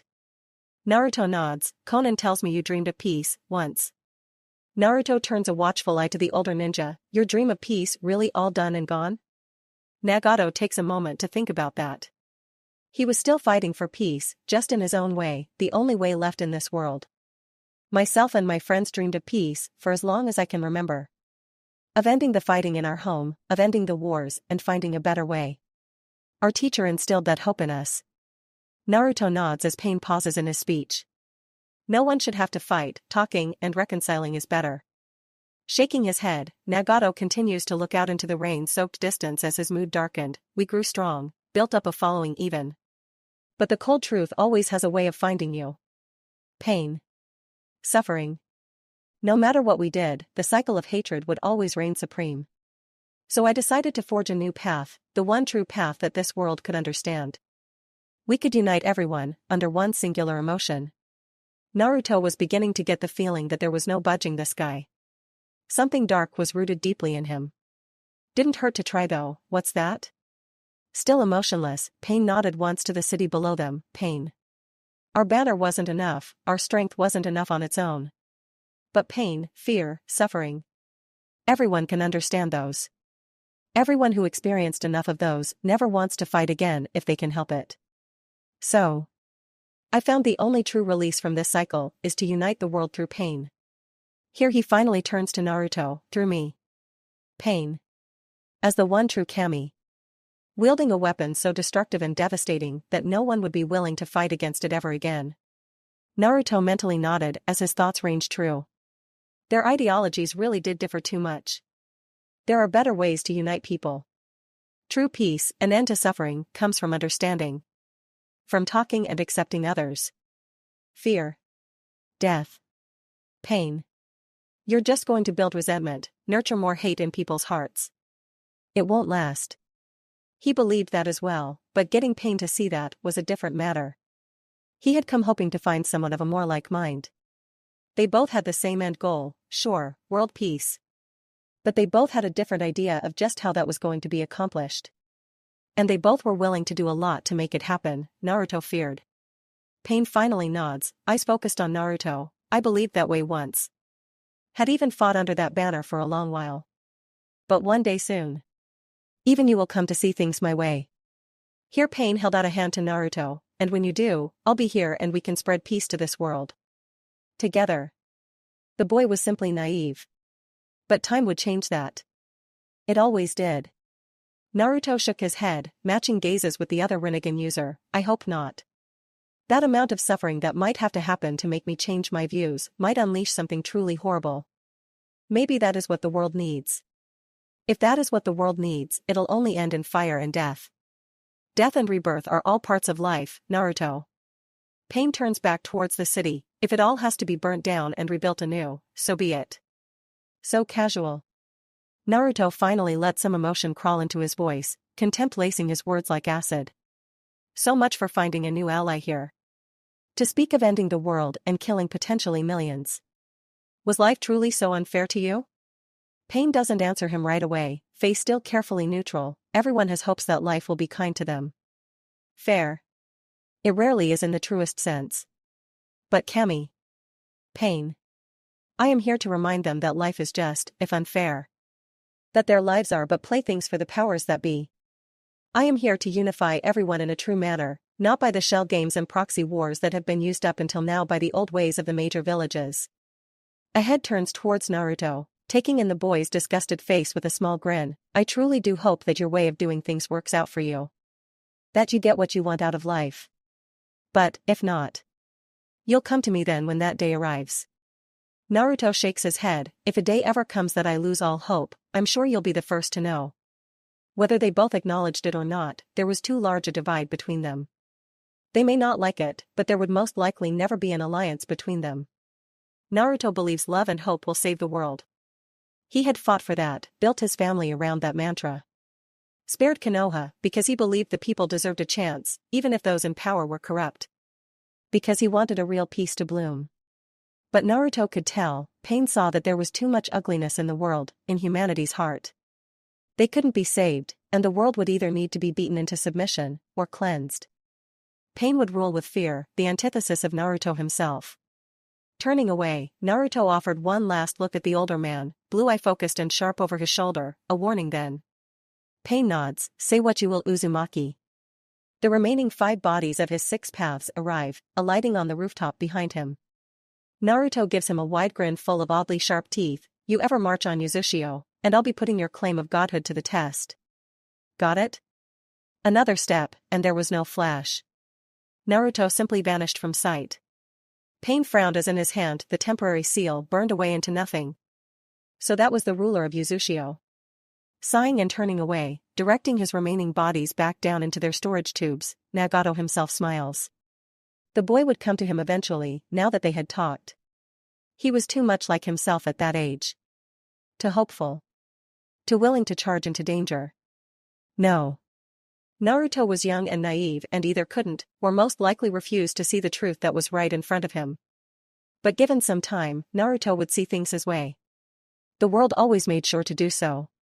Appearing back in his office before a surprised Hinata who had been in the middle of talking with Tayuya, Naruto sighed and leaned against his desk for a moment.